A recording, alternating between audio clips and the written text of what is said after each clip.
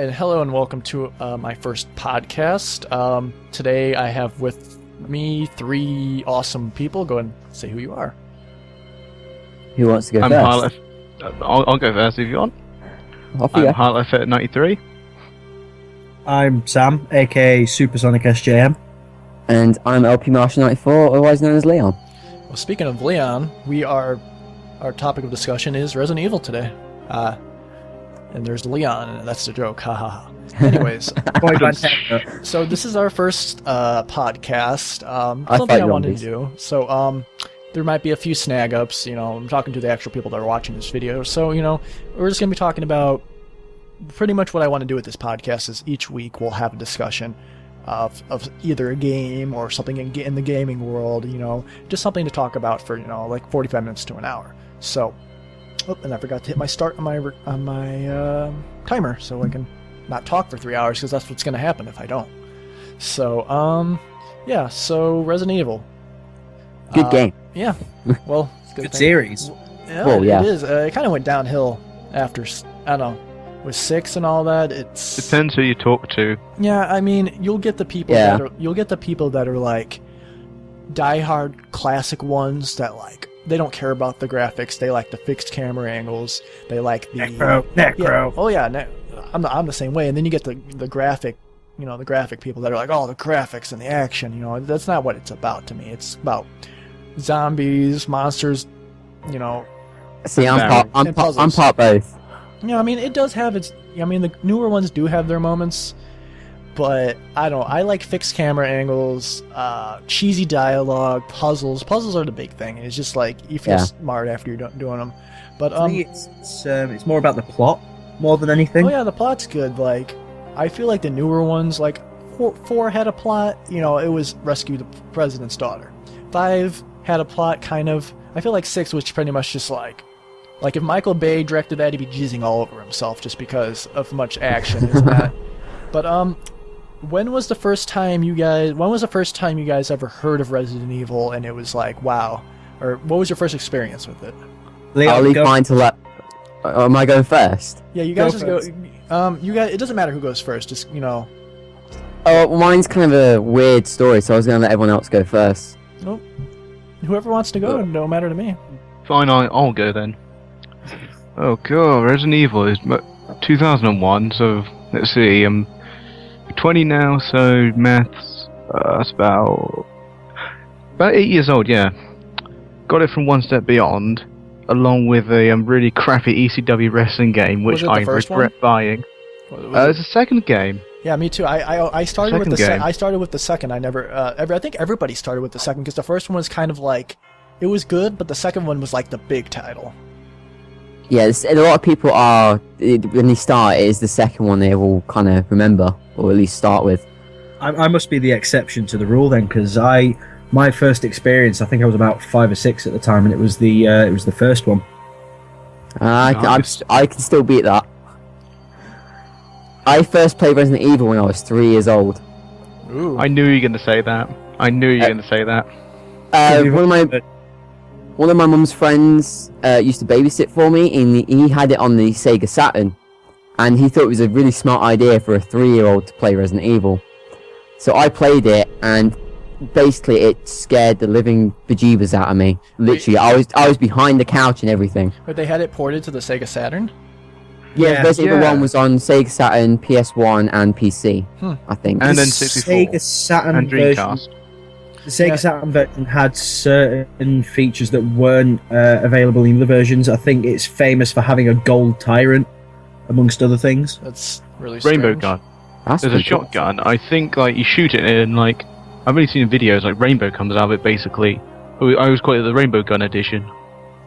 My first experience with Resident Evil was I remember being either 8 or 9 years old, and me and 2 of my best friends, we would play it at his house, and at the time, it was so fucking scary.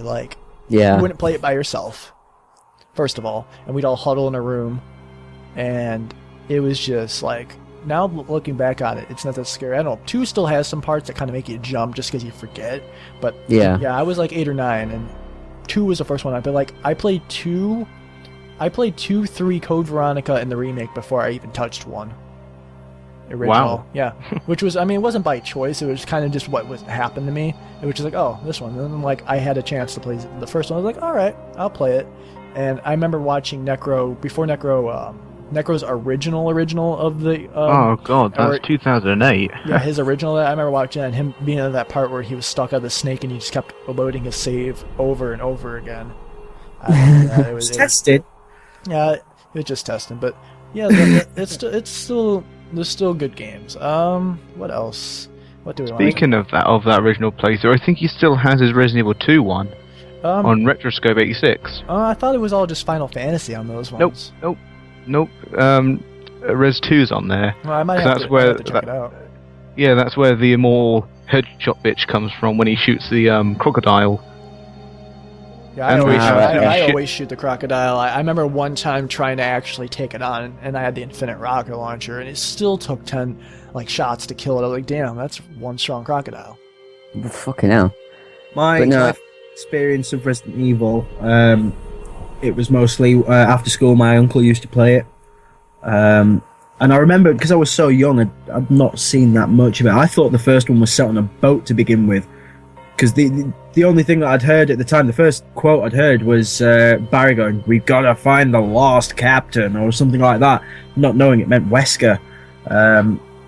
So I instantly assumed it was on a ship, and I was constantly asking him stupid questions like when he was sat in the room with the piano, playing the piano, it was like, "Oh, the zombies here. Won't they come through the doors and start banging on the doors?" And nah, it's fine. They can't hear me. It's all good. To be fair, that's a true question. You know, that is a good question. Situation, they would hear it. Yeah. But one of the piano, you need in the first game, you need the piano to get the crests. Yeah. Yeah, the golden one. But there is a Resident Evil that is on a boat, and that's Dead Aim. Never played it though. That's one of the only ones I've never played. I have it. Well, so's Revelations as well. Revelations starts on the boat. Yeah, I just thought about that. I'm playing that one. And Gaiden was on a boat as well. Yeah. Dead Aim's not that bad. Forgets to mention. But yeah, that was pretty much my first experience. Just. Because I played when I was 3 years old, I couldn't actually. It haunted me until I was about 14. Yeah, I've had nightmares with Resident Evil before. It's just, you get those dreams. I've had dreams of zombies eating me alive, and that's just scary. It's really scary. That shit fucks you up for a while. Yeah. I've never had any of that. I never found it scary. Have you ever had it in dreams? I found this out recently, and it kind of blew my mind. Have you ever had it in dreams, and you're trying to fight somebody, and you feel like you can't punch for shit? And, oh god, all the time. Apparently, it's your body protecting you with sleep paralysis because you're not going to want you to punch things while you're in your sleep. So your body makes you numb, so your brain can't make your arms move that fast. Because if you were, you'd be punching shit while you were, in real life. That's why I hate having zombie nightmares, because if I'm trying to run away, I can't move. You're like the guy from Quap. You can't move. That damn game. Oh my god. But tonight what we will do is, since there's so many Resident Evil games, we'll start from one game, talk about our experiences with it, stuff, stories, all that. What we don't like about it, what we like about it, and we'll just go through the games until we get to stop talking about stuff. Alright, so the first game in the series is, in the order of the series, is Resident Evil 0. My experience with that game, it came out shortly after the remake, I remember, and I saw it, and I was like, oh, this looks kind of cool. Never really saw much of Rebecca. You only saw Rebecca from, director's cut, and a little bit in the remake, and you're all like, I was like, oh, I'll give her the benefit of the doubt. So, I played it, and I was like, okay, cool, and then Billy came in, and I like the idea that you could set items down anywhere you wanted to, but it kind of made it kind of annoying in the sense, I don't know, that about the item boxes. I kind of like the item box thing, just because if you set stuff down in a room and you're halfway across the damn, area you're at, and you're like, ah, shit, I need this, item box is usually right there, and, it makes it hard, but I liked the game. It was pretty good. They should have kept Billy in there, though. He was pretty much after that game. Spoiler alert, if you never played the game, Billy is done after that game. But, yeah, that's what I liked about it, and what I didn't like about it. How about you guys? I haven't actually played 0 yet. You haven't? Neither have I do want to. I never owned a GameCube. They have it ported to the Wii, Resident Evil Archives, and you can use a GameCube controller. I will have to hunt that down. I can't find it anywhere. That's why I've not been able to play it yet. Amazon, guys, you just gotta order it online. It's so cheap. I remember getting pretty excited about Zero because I remember reading a load of pre-release stuff, and I didn't pick it up until years after because I got my GameCube towards the start of the Wii's life cycle, so I was pretty late to the game with that. And it was a fantastic Resident Evil. It was pretty atmospheric. It retained the atmosphere of Remake. It was scary. The music was really good. I like the whole partner zapping thing, but like you said, that the item dropping was just a bit cumbersome, particularly when you had to move to the next section of the game and you're there thinking, right, what do I need to take with me? What should I leave behind? And you've got to arrange your items in such a way that you taking the key items with you and you're leaving them in a specific room so that, right, I know where I can find it for the next section. It got really, really stupid to kind of fathom all that and come up with the best way of carrying it all. A chest would have just made it so much more convenient. Well, I feel like I feel like it kind of adds a bit of realism, because in real life, if you were in that sort of situation, you had all that stuff, you would have to drop it all down. I mean, there's no magical item boxes that are connected throughout thing. If you wanted to drop all those things, you know, if you wanted to have something, you wouldn't be able to. I mean, unless you want to like carry a big backpack on you and be like, you know, a giant mountain man with a ton of shit on you. But you know. It's like one of my friends said. I mean, he turned around and went, "Oh yeah, I hate Resident Evil 0 because, you know, there's no chests in that game." And then someone just turned around to him and said, "Yeah, there is. It's called Rebecca." Well, that is true.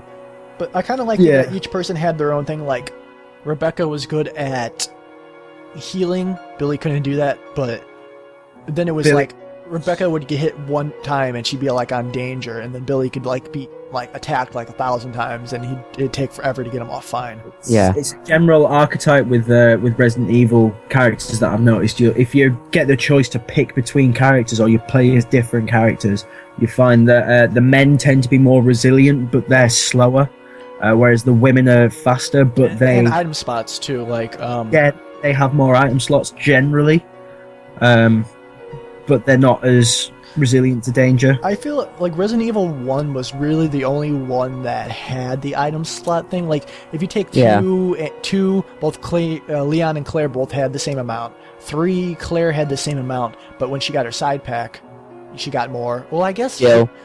Well, I was gonna say Jill. Jill, sorry. No, as well. Well, yeah, the side pack in 2, so you got a couple more spots as well. But Code Veronica, you were only. It was, I don't know, when Code Veronica was because I know you were Chris and Claire. Did Chris have more item spots or less? I can't remember. I can't remember. It's been years, man.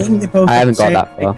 They both got a side pack each as well, if I remember correctly. Oh yeah, because Claire gets one, and I think Claire gets one in the submarine. Mm-hmm. And then Chris gets one. I think it's in the actual after he fights the grub worm and spits out Rodrigo. See, I seem to remember he got one in the Antarctic base, but I could be wrong on that because it's been a forever. while. I can't remember. That's been years, man. Mm-hmm. But yeah, Zero definitely, like, I feel like that was one of the last like old school classic ones. Yeah. Because and then 4 came out after that. It's apparently because of Zero. Go on, Leo. I was just going to say, I think Zero, kind of the idea they had with like the whole item carrying thing, controlling the 2 characters, it was a good concept. I think it's because of Zero that there aren't any more classic games, because Zero is, I think it is the worst selling title of the main series titles, the side ones. And as a result of that, that's what forced the developers to change it up for 4. Well, I think the reason why is because now that the next gen consoles are coming out, you can't use static backgrounds. It's 3D now, so you're going to have a whole 3D environment to use. That's what 4 was like. In, you know, even in Remake and Zero, you had, you know, it was good graphics, but it was still fixed camera angles. Like 4, you know, you had the entire world you could run around in and all that, and that's what the GameCube utilized, and the PlayStation 2. You were able to do that. So being able to have the possibility to do that opened up a whole nother, you know, a whole variety of like what you could do in a Resident Evil game. Yeah. Well, I think that's one of the advantages of Code Veronica because it used the best of both worlds. The whole point of Code Veronica was everything was real time. It wasn't pre-rendered, but it still had. No, I remember reading everything is like 3D backgrounds. It's more like taking from Dino Crisis 2, where everything was not too much pre-rendered, but more kind of realistic, kind of 3D. Still used more or less pre-rendered. Code Veronica is probably more similar to Dino Crisis 1, where the entire thing was real-time 3D.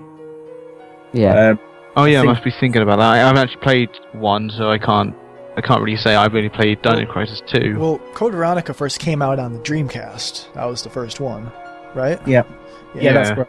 Then it became X on PS2. I liked X better because it has more. Like when Necro played it, he only played Veronica. He never played X, and X has added stuff, and then that whole fight with Wesker at the end. That's the greatest part of Code Veronica X is that whole scene or with when Claire and Wesker. Or when Claire meets him and like grabs her by the throat, like in that area right outside that mansion area. There was also a version of Code Veronica on Dreamcast as well, but it was only released in Japan. Yep, true.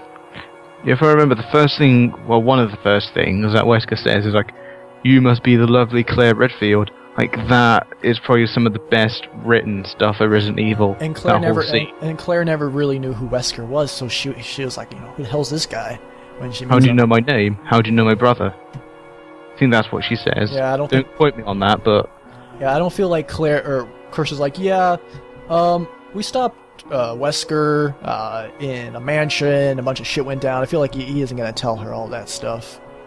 Well, no, she didn't know about the whole mansion incident when until she found his diary in the SARS office in 2. She learned about the mansion in 2, both through Marvin and through Chris's diary.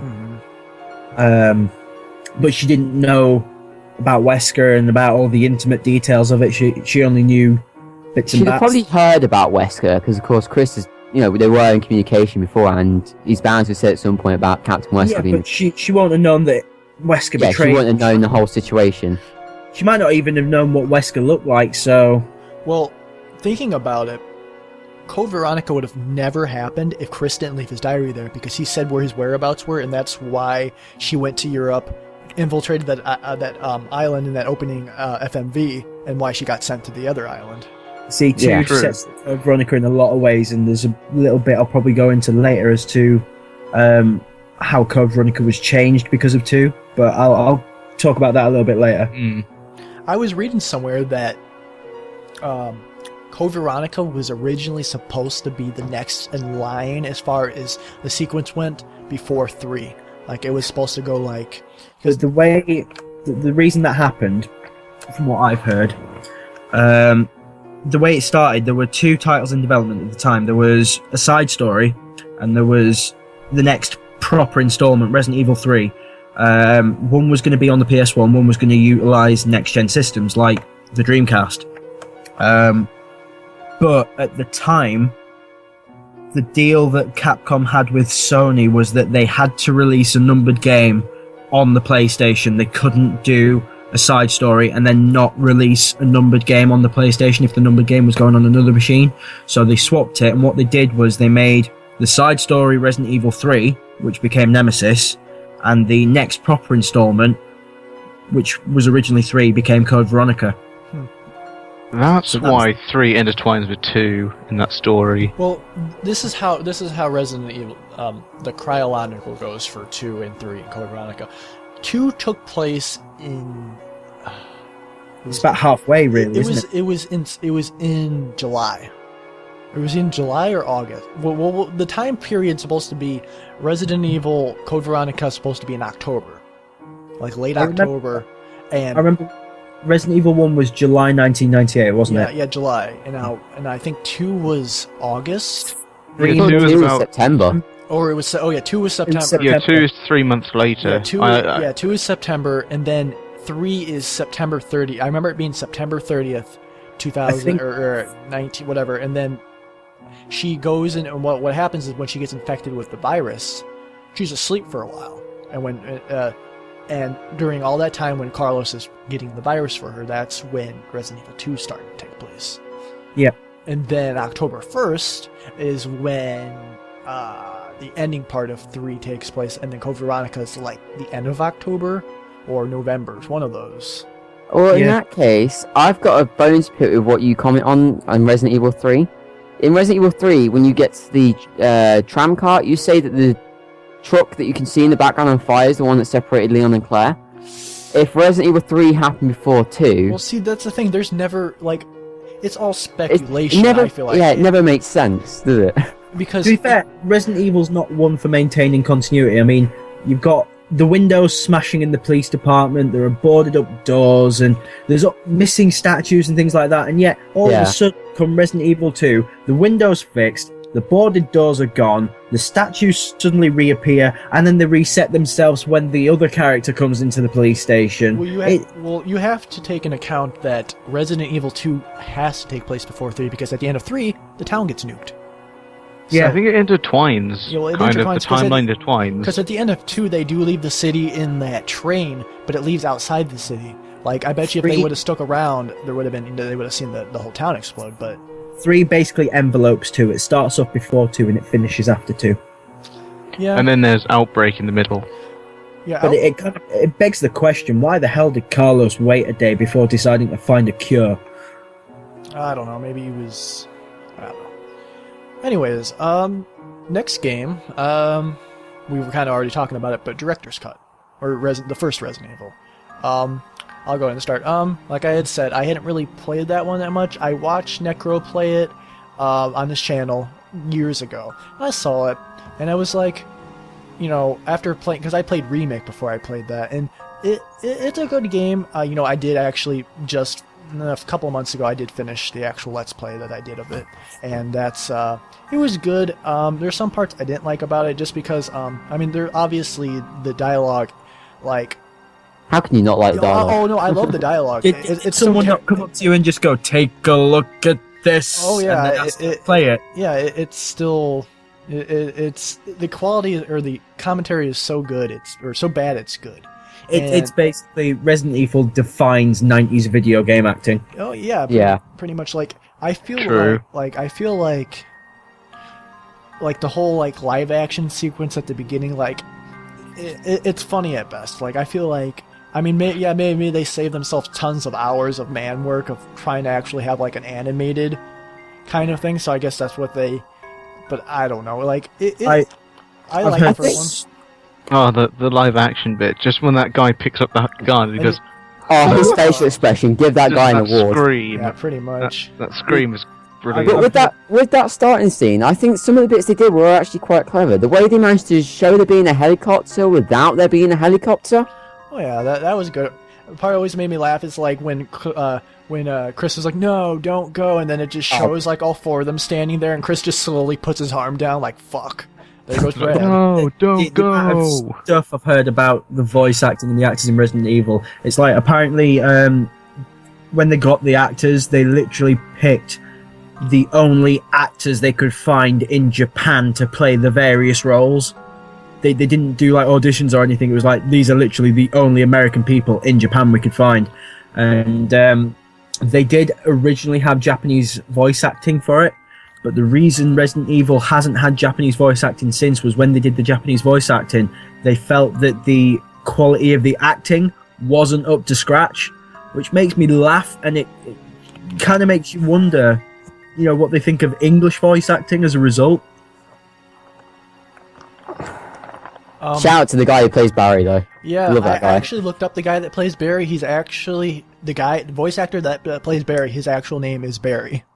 And he's, oh my god! Yeah, and he's what ethnicity? Or he's from not ethnicity. He's from I'm gonna look it up on right now. I'm gonna look it up on Wikipedia.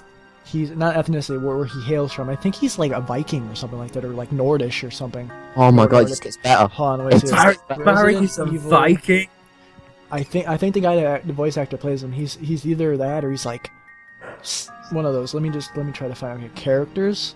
While you're looking up, Barry Burton.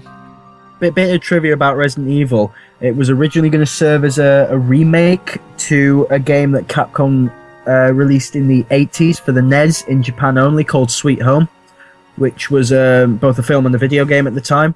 And if you look at Sweet Home, there's a lot of similarities between that and Resident Evil. They've both got a mansion setting that's in the middle of a forest. They both have multiple endings, depending on how many characters live and die. Even the door loading sequence that's in Resident Evil is carried on from Sweet Home. So I brought home, not brought home, I looked, the name, the guy that played Barry, he's actually from Norway. Nice. Yeah, his name's Barry Gajurdi. He played in a lot of other games, it looks like. He's here. He played Barry in Resident Evil. He played, I'm trying to think of other games that are games I've heard of. He played in Mega Man. You played Mega Man? He played in it. Mega Man X7, 2003. He played Red.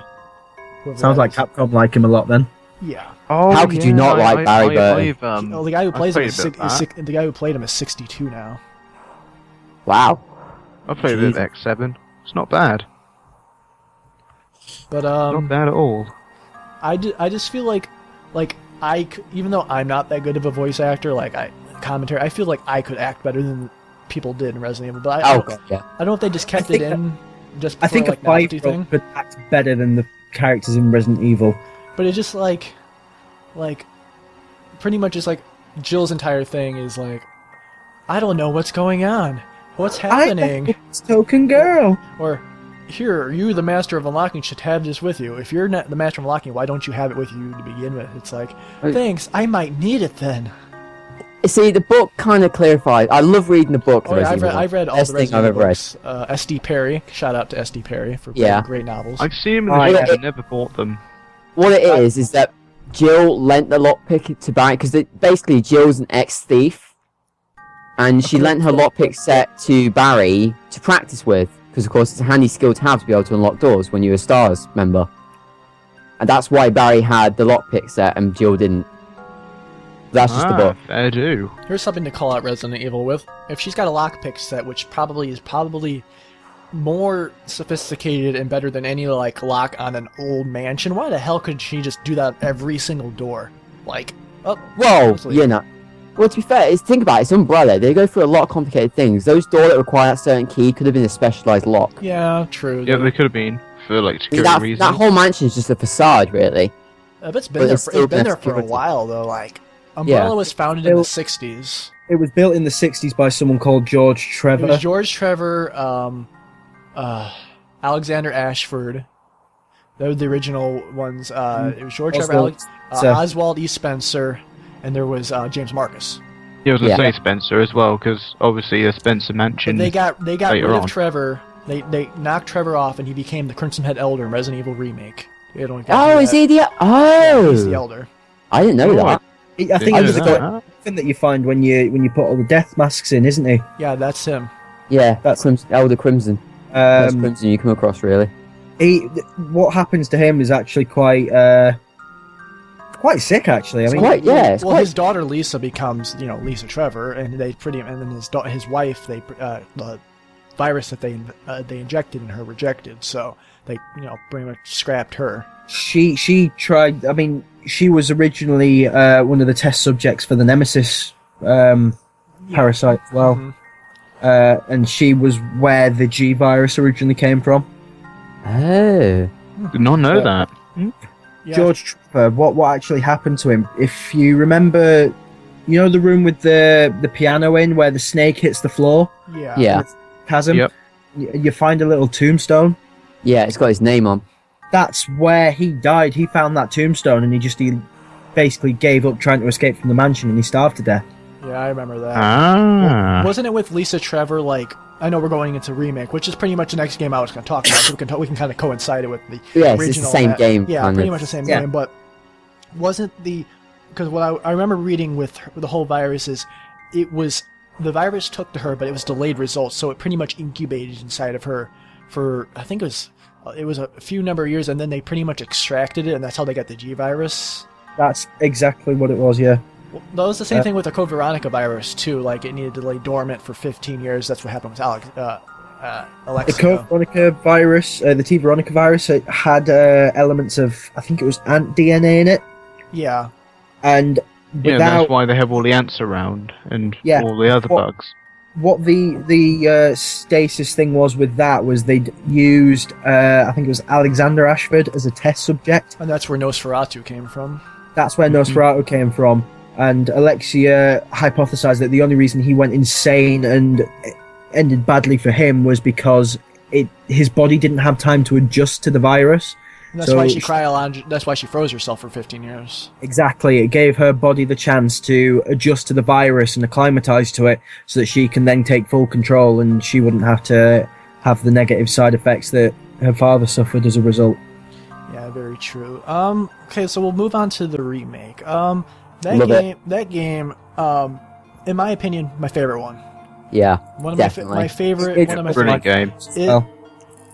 Actually, let me take a jump back to no. I'll say remake. I definitely they added. Of course, the graphics are, really really good in it. Of course, one of the best ones for its time.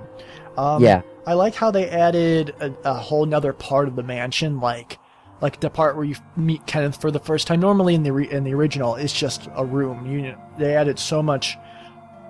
And then they had the Crimson Heads, which were fucking scary. I remember the first time playing those. Oh yeah, as soon as you come across them Crimson Heads, you're like, what? It does that like backwards bend when it gets up. Yeah, pretty much. It doesn't even drag itself up. It just, for want of a better word, it erects. Yeah, It pretty just much. rises. And sometimes you'd come into a room and you'll forget you kill a zombie in a room and you didn't burn it, and you'll come into a room. And all of a sudden off screen you hear like shuffling, like running, and all of a sudden on screen it just slashes you and it's like, fuck. See, Remake is probably one of the only Resident Evil titles where I would use a shotgun on zombies. Normally I just use a handgun because once they're dead, but in Remake... Well, that was the only game they had the Crimson Heads, other than like the Umbrella Chronicles or the Darkside Chronicle ones. Yeah. It was all... I mean, they should have kept it, but I don't know. I like...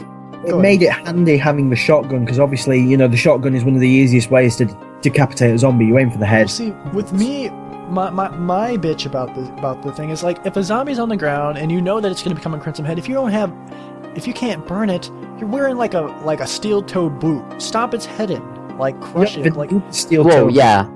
There's other ways to finish it, but because I know there's not much melee in that game other than the knife, but.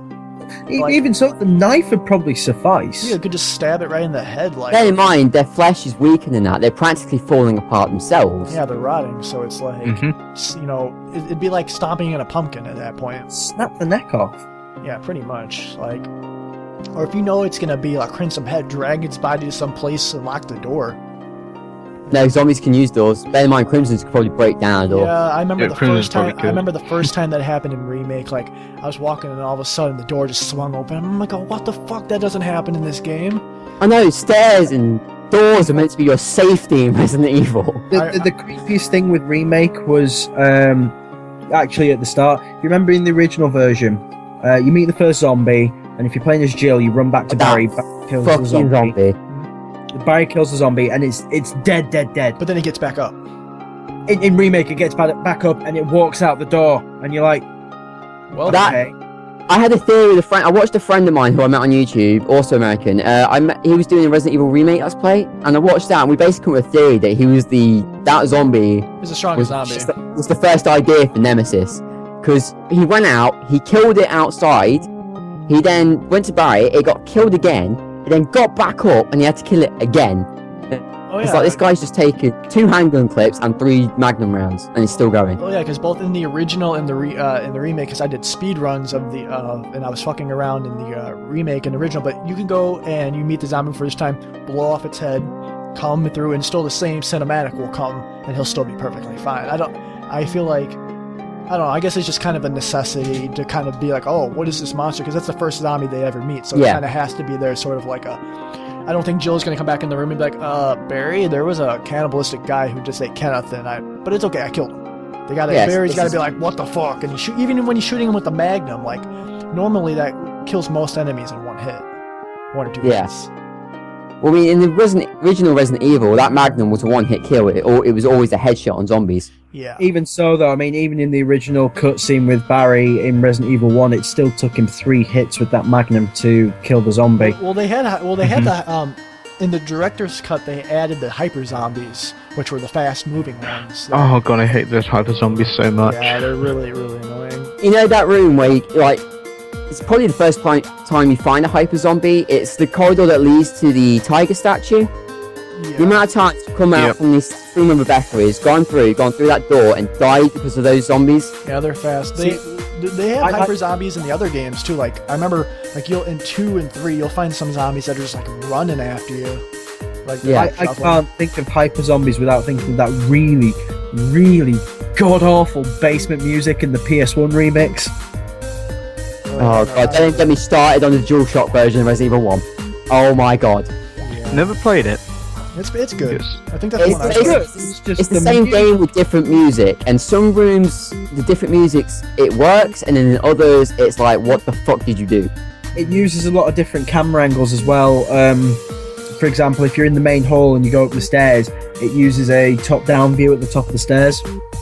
Mine hasn't changed that. It only changes the camera angle for me in arrange mode, which I haven't got around to playing yet. That's going to be a blind let's play. That's going to scare the shit out of me. Yeah, I'll probably be giving you some help with that one. Do you guys playing remake? Do you guys remember? I don't know if it happened to you, but when the hunters come to the mansion and you're coming back up from the kitchen and you go down the hall and all of a sudden a hunter busts down the door and he's right there. I remember the first time that happened. I was like, oh. Yep. I played remake. I remember it being slightly convenient because once you kill the hunter, it was like, oh fuck, I don't have to wait for another loading sequence to get to the next room. Oh, thank fuck for that. Oh yeah, but it does make it easier.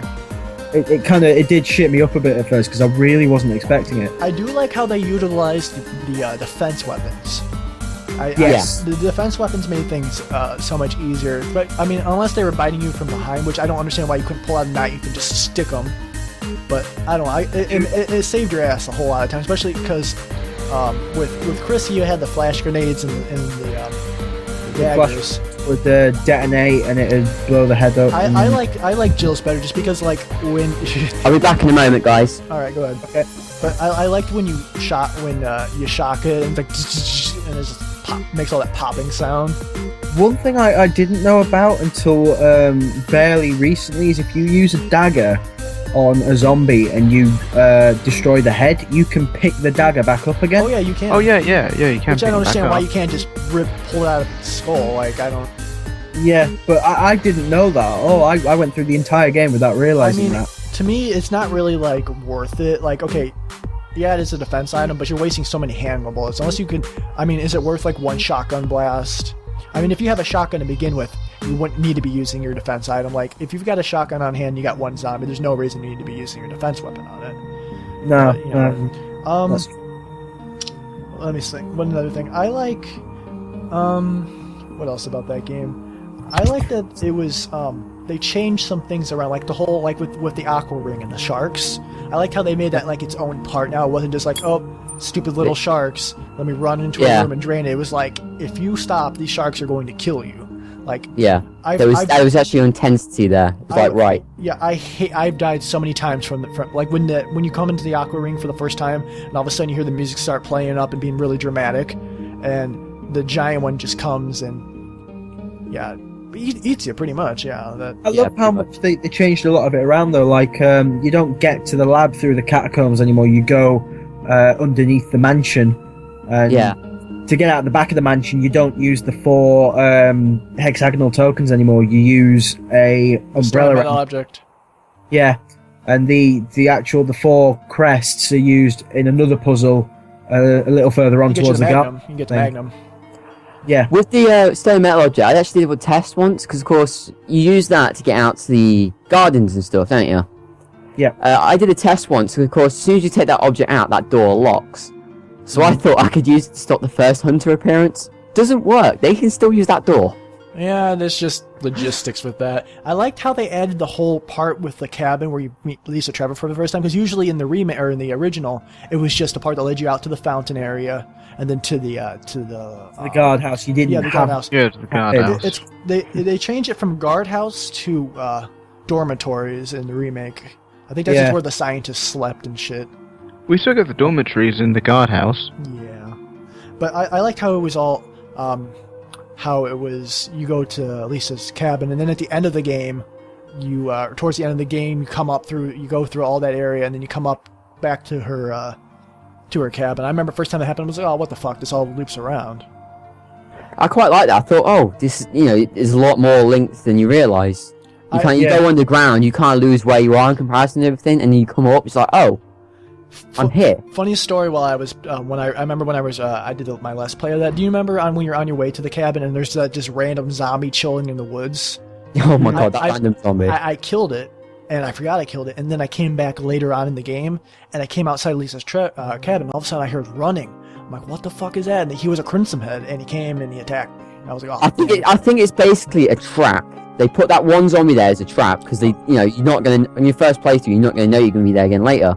So a lot of people just think, oh, I'm going to kill it because I can. Well, there's two ways, because when you're on your way there, it branches left and right. You go left and completely bypass it, or you can go right, and even when you go right, it's like on one side of a tree, and you can go to the left side and just bypass it. But I killed it. I was like, oh, whatever, I'll kill this thing. Why not? And then later on, I was like, oh, what the hell?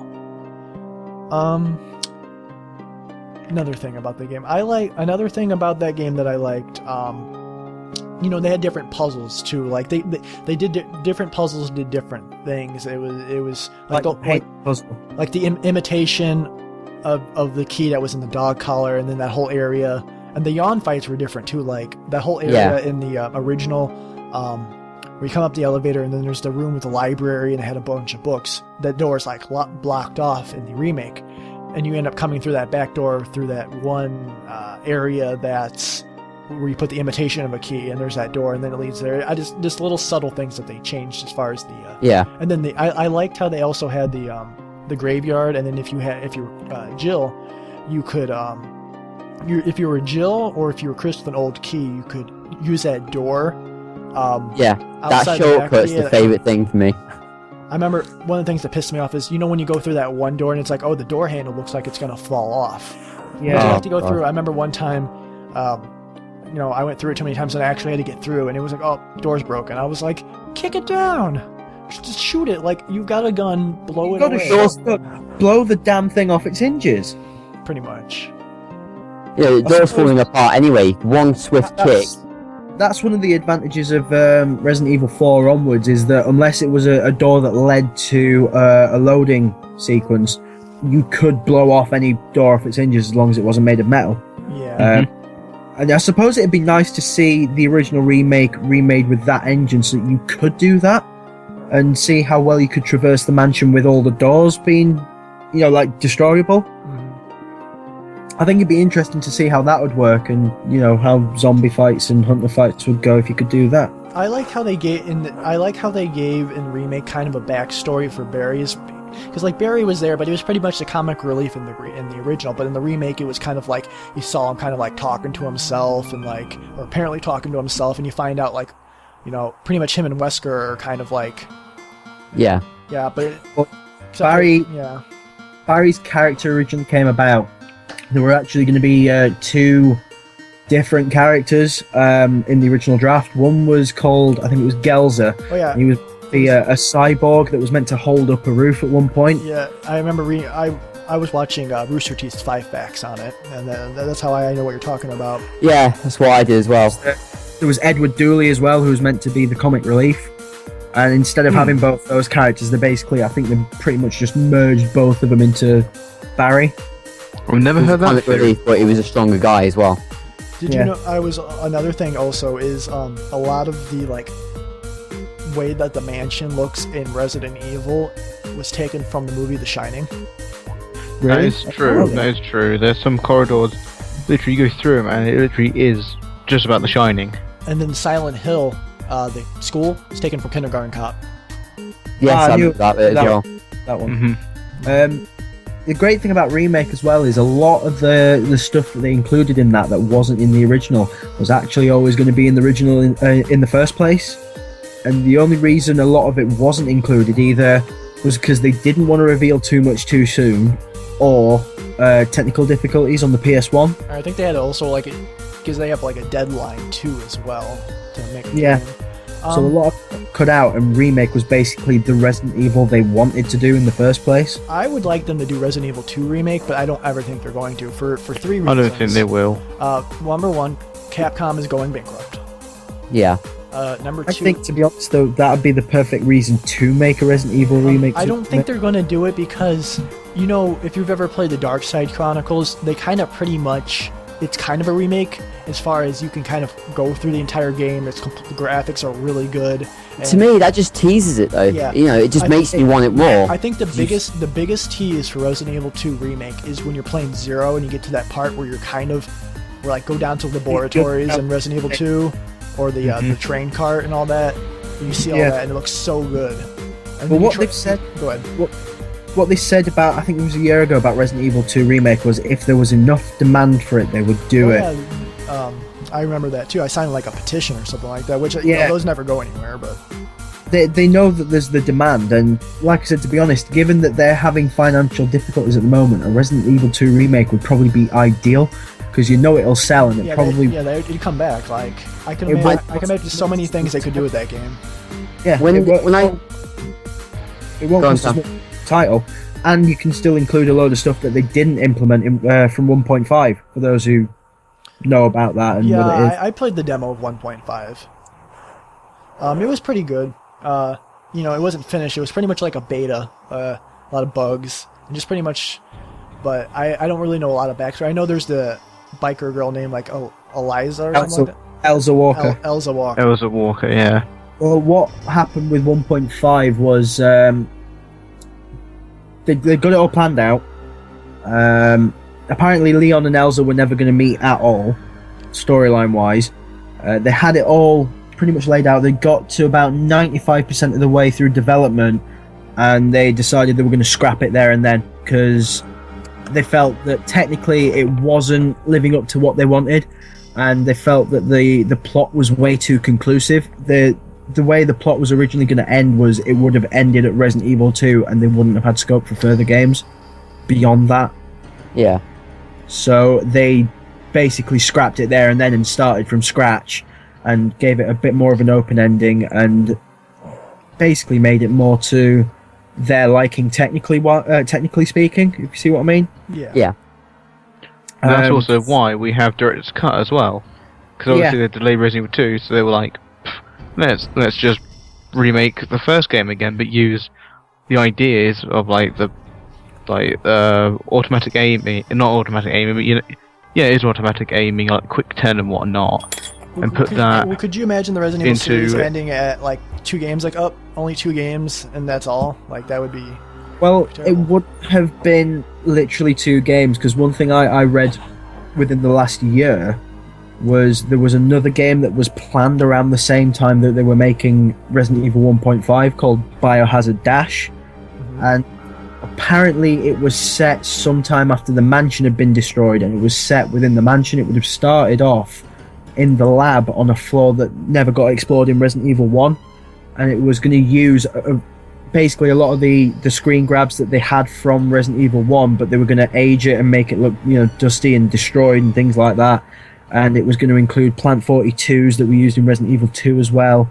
But it never got beyond the initial design phase. They never made any code for it. They didn't do any demos. It got scrapped pretty early on.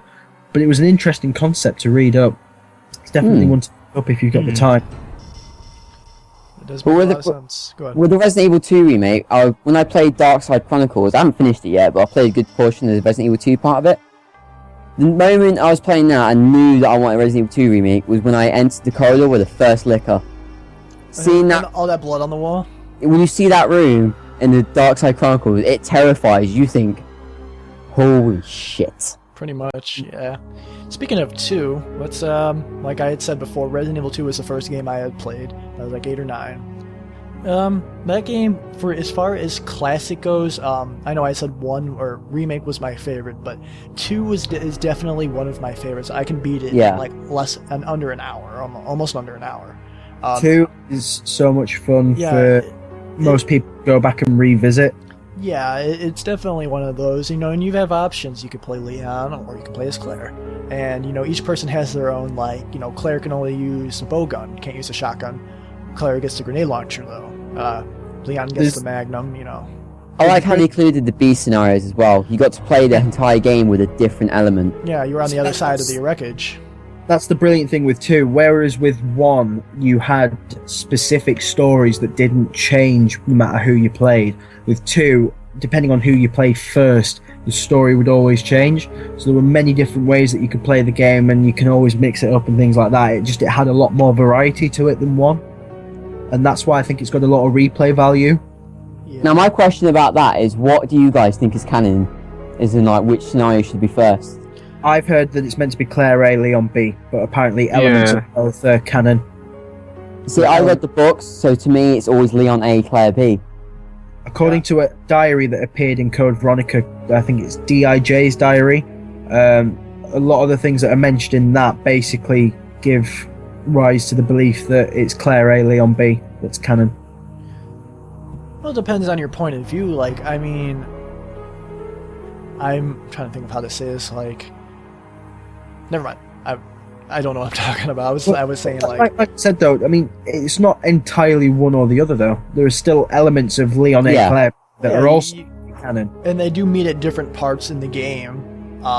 If you're playing Leon A, you'll always meet Claire in the same spots, and then in Claire B, you always meet Leon in the same spots. Yeah. And then vice versa. Claire, it kind of just gives you, the choice of being able to have each person, and with Claire, pretty much, with Sherry being there. Sherry doesn't appear much in Leon. It's pretty much oh yeah, I saw a little girl. That's about it. I fucking hate Sherry. I think 6 as well kind of gives reason to, or gives proof to Claire A, Leon B as well. Because I mean, if you look at Sherry and that, and the fact that she can heal super quick, I think that comes from the fact that she was infected by William Birkin, which only happens if you play Claire A, Leon B.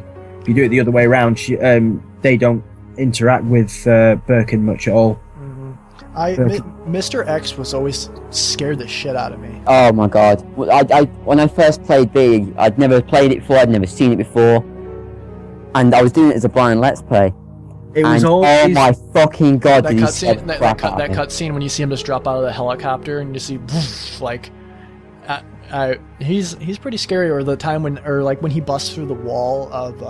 That's the one thing that shit me up. I mean, he bursts through the wall, and either you kill him or you leave him, but either way, you kind of think to yourself, oh, I'm safe. He's not going to follow me out that. Yeah. And then you go around to the next wall, and you burst through that wall again, and you're like, fuck, this guy doesn't give up. Shit. I think the scariest one I had is when you get to the tram thing that goes down into the laboratories, and you go into that computer room with all the cameras in that. And you see him on the camera. Where this man's just blinking, you look at it, and suddenly he goes to the camera, and he's right there. It's like, oh, fuck! And then he smashes it.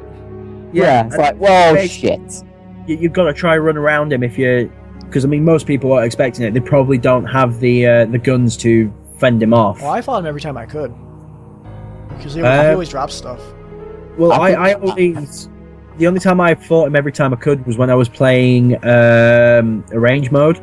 So I had an infinite weapon of some sort. He's hard to beat at the very end when he's mutated. If you're not constantly moving, he'll get you with that claw swipe and hardly give you any chance to get up, and then you're pretty much dead. I like that game. To me, is one of the best made ones. The voice acting has improved, of course. Like we had talked about with the whole thing with choice, you could be Claire or Leon, personal preference, and to me, it was just, it kind of opened Resident Evil, the whole storyline a bit more, because it was after the mansion incident. I'm trying to think of how this is. It was just, I don't know, I feel like they improved a lot with it, and of course with 1.5, and then they did 2, but I always found that 2 kind of gave a good representation of what everything would be like in a real zombie apocalypse. It gave it that more kind of scare element. Cause it's like, if you imagine it in the mansion, it's like, yeah, us off, you can imagine it's make believe. When you take it to the city, and reflect how it would show, it kind of just Yeah, gets you pretty more much. involved. You're a bit like, oh shit. And it's like one of those games, like if someone had never heard of Resident Evil, which you have, and you lived under a rock or you never played it, that'd be a good game to show somebody to start off with. Yeah. One of the things that I laugh at with Resident Evil 2, and it's great to kind of pick them out, is all the paradoxes that appear in the game. Like you solve a puzzle, you get the item for it, you use that item, and then you get a key item to get out, and then you play the next character, and all those puzzles have reset back to where they were, and you've got to solve them again. Or there's like the locked door in the laboratory, which requires the guest password. So you put it in. Leon or Claire will put in their first fingerprint, which is just as the self-destruct is going off, and then the other character will come in. They'll put in their fingerprint, but it's before the self-destruct goes off, yet it's already taken the first fingerprint. And it's like, well, hey, what? Well, they can't be perfect. It's got to have some sort No, of... we can't be perfect. Yeah. Yeah. The more you think about it, the less it makes sense. It's brilliant how much it contradicts itself, but it still works. I like how they added the hunk scenario and the tofu scenario to that too, as a sort of Oh, like Tofu is unlockable. always fun to play as, but really hard at the same time. Oh yeah, tofu is really hard. You know, there's a tofu thing that you can unlock in Darkside Chronicles. Oh Yeah, my Plays god. tofu. Where I've you never played shoot the Darkside tofu. Chronicles. It's hard. It's really hard. I unlocked the tofu thing. You basically you kill tofu, and you've even got zombies running away from the tofu And monsters. they're really hard, and like you have like a handgun that's not even like beefed up at all. It's like really, really like standard. Like I remember playing it, and I never beat it. Like to me, it's really, really hard to beat. I've not beat it yet. I've got a good chunk of the way through it, but I've not beat it. You've got to get back to I think it's the wrecked car, isn't it, from the police station, where Resident Evil 2 starts. And I've got something like halfway through it, but I've not been able to properly beat it. Just going back to what I said about a real zombie apocalypse, has anyone actually had that conversation with someone before? Yep. Yeah. Yes and no. Well, I have, but it's just like I don't know. Everybody has a plan, but it's just like See, I just keep saying the best thing to do would be to go to a shopping mall and lock yourself in. You've got all the food, you've got all the equipment. But it's also an Someone ideal like place for Dawn it to of the start. Dead. it'll happen one day. Who knows? I see someone like one of those Dawn things I of the wanted Dead. to ask. Apparently It's one of already those things I ask because they always have it with other people who play games with zombies and that. It's just one of those conversations I've always had with people. And all the people I've spoken to do actually think about it. One conversation I have had with someone before is they turned around and went, okay, imagine the zombie apocalypse happens. You only have one weapon. The weapon is the last weapon you used in a video game. What would your weapon be? And I just played Metal Gear Rising Revengeance shortly before I'd had that conversation. So I was like, I'll put it this way. I think I'm good. I think it's not going to be an issue. But I had that one as well. I had Yeah. Last game I Yes. played was Sonic Generations, so I ain't got shit other than being able to run fast. it's pretty handy to be fair. Yeah. But when I got asked that, last game I played was Halo, so I had the assault rifle from Halo 1.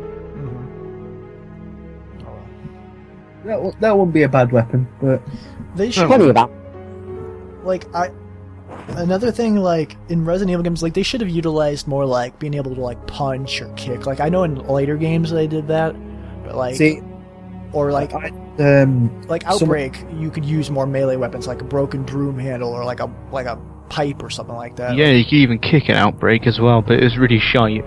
Yeah. someone had an argument with me about Resident Evil 6 being shit because you could effectively kill every monster with just melee, which isn't actually true, but they didn't like the fact that they included kicks and punches. I only played a little bit of 6. I never played much of it. I beat 5 handful of times, 4 a lot of times. But let's talk about 3 because we're almost an hour in. Oh god, here we go, 3. Good 3, I was about lord. to 3 say- is still a game that scares me to this day. It's still one of those ones where it's like, even though you know the nemesis is coming, Every time he appears, you still don't know shoots when he's it. gonna come. It Three- changed. I've noticed a lot of changes each time someone plays 3. No matter, even if you play on the exact same difficulty, you know, I still notice a lot of difference. I mean, I saw your Let's Play, and it's the room where you go down to get the oil additive, and you turned and said that normally there'd be 3 lots of gunpowder. At the same time, I was playing, it's like, well, I've got the gunpowder, why haven't you? It's because it's all different choices you make. That game's all about choice. Like, even when facing the Nemesis, that was another thing they implemented. Like, you could choose to fight him, or you could choose to run. Or, like, if something's going to happen, if you could either pull yourself up or jump down. Like, I guess it kind of added more, like, choice to the game. 3 was very dynamic in the way it played. I think it also had a bit of an automatic difficulty leveler as well. I can't remember. Well, it had easy and hard. That was the only ones they had. But 3 was the first Resident Evil I personally played. Obviously, I'd had a bit of experience before that, but 3 was the first one I picked up and I actually played myself. 3 was the first game to have the gunpowder, and it was the game to have the gunpowder. That was the first game to have the quick turn and the dodge. And the dodge. And I cannot use that dodge. And also, when you're coming up to like a set of stairs, instead of having to press like X to go up the stairs, you just run up. Unless it's like an animated one, then you'd have to press it. But and the zombies go up the stairs. Yeah, the zombies go up the stairs, and every zombie didn't look like they were like twins. They all actually, there was a lot of variations on zombies for once. Yeah. And they added some, the brain suckers and the drain demos. They had those, and then the hunter betas and hunter gammas. Those were 2 different ones that they never really had it after those games. He was the only one to have the kind of the choices that they borrowed from Dino Crisis, but they added another spin to it in that the longer you took to make a choice, the worse your situation was. And I think if you left your choices too long, it had an adverse effect to your character as well. Mm-hmm. And either it'd force you to take a choice, or you'd end up in a worse situation than if you picked one or the other. Yeah, like, it'll normally, like, what you have highlighted, it'll be like blue, then it'll turn yellow, and then it'll turn red. Pretty much being like, you better hurry up, or, it's going to choose for you. But yeah, this game, it was like, depending on what your actions are, like, if you decide to run from the Nemesis here and there, you might find him in a different spot, or if you end up downing him at one spot, you won't find him in another. It's just like, it's always like, and it's pretty much impossible to like remember, okay, I killed him here, is he gonna appear here? Sort of, That's why it's always scary to play, because you don't know how it's going to play out. He will follow you, other than save rooms, he will follow you from room to room, and he doesn't care. Like, it's like, when you first go against him, you leave and you'll think, right, I've left him in that room, I'm safe. And then you take 5 steps and you hear that music, and then you hear stars, and it's like, there's also a specific range as well. I mean, take for example when he breaks in through the window in the police station. Mm-hmm. You go through the locker room, and he'll follow you to there. You go to the reception room, and he'll follow you to there. And then you go to the main hall, and he follows you to there. But as soon as you leave the main hall and you go back to the front kind of entryway of the RPD, that's when he stops following you. No, he never comes into the main hall. No, the main hall is always safe. Yeah, he's never came in the main hall for It is always safe. Followed me into the main hall before. Huh. I like Resident Evil 3 because it's not just the police station and everything around. It's like mostly the streets of Raccoon City. Yeah, there's a lot more exploration. And it's like, you have a lot more thinking to do, because it's like you gotta backtrack, you get all this stuff to start up the train, and I guess you can count like Carlos as being kind of a second playable character, but you only play him, is it 1 time or 2? I think it's just one. Yeah, just only one. when you need to get the Can't cure remember for. my hand. Yeah, I think. I haven't played in years. Oh yeah, it is just 1 time, but I think it's great how dynamic it is. I mean, again, Resident Evil 3 is, if you play it, you won't play the same game again, if you see what I'm saying. yeah, it's always going to be a different thing. Whether that's, because of the choices you make are different, or even the order you do things. I mean, if you do the bits for the train in a different order, you get different events and you get different storyline elements. For example, if you go to the petrol station, I think it is first, Carlos shows up. Yeah. But if you go to the sales office first, I think he shows up there instead. Yeah, it's always different. I think like trying to think what I was gonna say. And like Nemesis shows up in different parts too. Like if you go, I forgot which one you go, but if you go to like the power plant and you come out the back door, like there'll be a cutscene where a bunch of zombies are coming out and they look like they're gonna eat you, and you're like, fuck. and the Nemesis blows them all up with the rocket launcher. That's another thing that makes Nemesis scary. He's got a fucking rocket launcher. It's like, not only is he like a 7-foot tall monster with a tentacle that will kill you, he's got a rocket launcher just in case if he doesn't decide he wants to kill you like that. It's like... Yeah. If you knew how to play properly, though, it was also convenience as well, because if there were rooms where you had Nemesis and other enemies, he would quite often take out other enemies for you. Yeah, he'll like, if you're running from Nemesis and you can manage to dodge the zombies, he'll run through and he'll just sucker punch them all and knock off their heads. Or use his rocket launcher if he has it. But, the Nemesis was definitely he was like the biggest, threat in the game as far as, I think they also added more puzzles to it. It seemed like there were a lot more. It was like the worst puzzle is the one at the very end where you have to do the water sample. I knew you were going to say that. I always have a guide. I always have a guide up for that. I always have a guide up for that because there's 3 possible ways you could do it. Hold on 1 second. My refrigerator's being fucking loud. Die. My refrigerator. I got my refrigerator when I first moved to my apartment, and the fridge part wasn't working. So I called my landlord and bitched about it, and then 2 days ago, a technician came and replaced the fan. Now the fucker is so loud, the fan in the freezer. So now, but I'll use noise removal, so it won't be that big of a deal. But all right, back on topic. What are some things you didn't like about Resident Evil 3? The dodge system. Yeah, that dodge system. I'm actually really good at the dodge system. It's a fluke, but every time I can manage, like if Nemesis or a zombie, I can always manage to dodge. Like I think what you have to do is while you're say you're aiming, you have to press I think it's square right before they works with X as well. Yeah, with X. I just can't get timing down. It's like you have to go to shoot right as they're going to attack, and you can move and push them off. A lot of people I know kind of complained about the gunpowder mechanic. They felt it was a bit too cumbersome. It's like they do have a guide on what makes what, but it is a bit annoying. I think A and B, A and B makes C, and the handgun powder, and I use the handgun.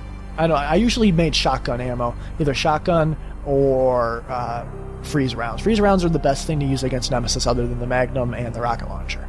Well, the thing I always used to do was I always used to make triple C to make Magnum ammo. Mm-hmm.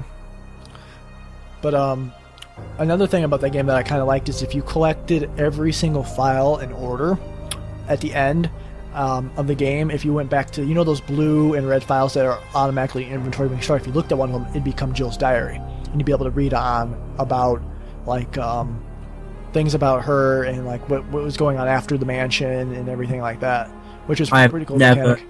I've never been able to unlock Jill's diary. I've never been able to. It's hard. I've gotten all but one. You gotta one of them's hard to do. That guy you meet at the very beginning who locks himself in the crate. Yeah. If you come back later, the crate is open because he got eaten, and you read his diary. It's kind of sad because he was like a writer or something like that, and he didn't want to die, and his biggest fear was to get eaten by the zombies. And I don't understand how it happened, because he was locked in there.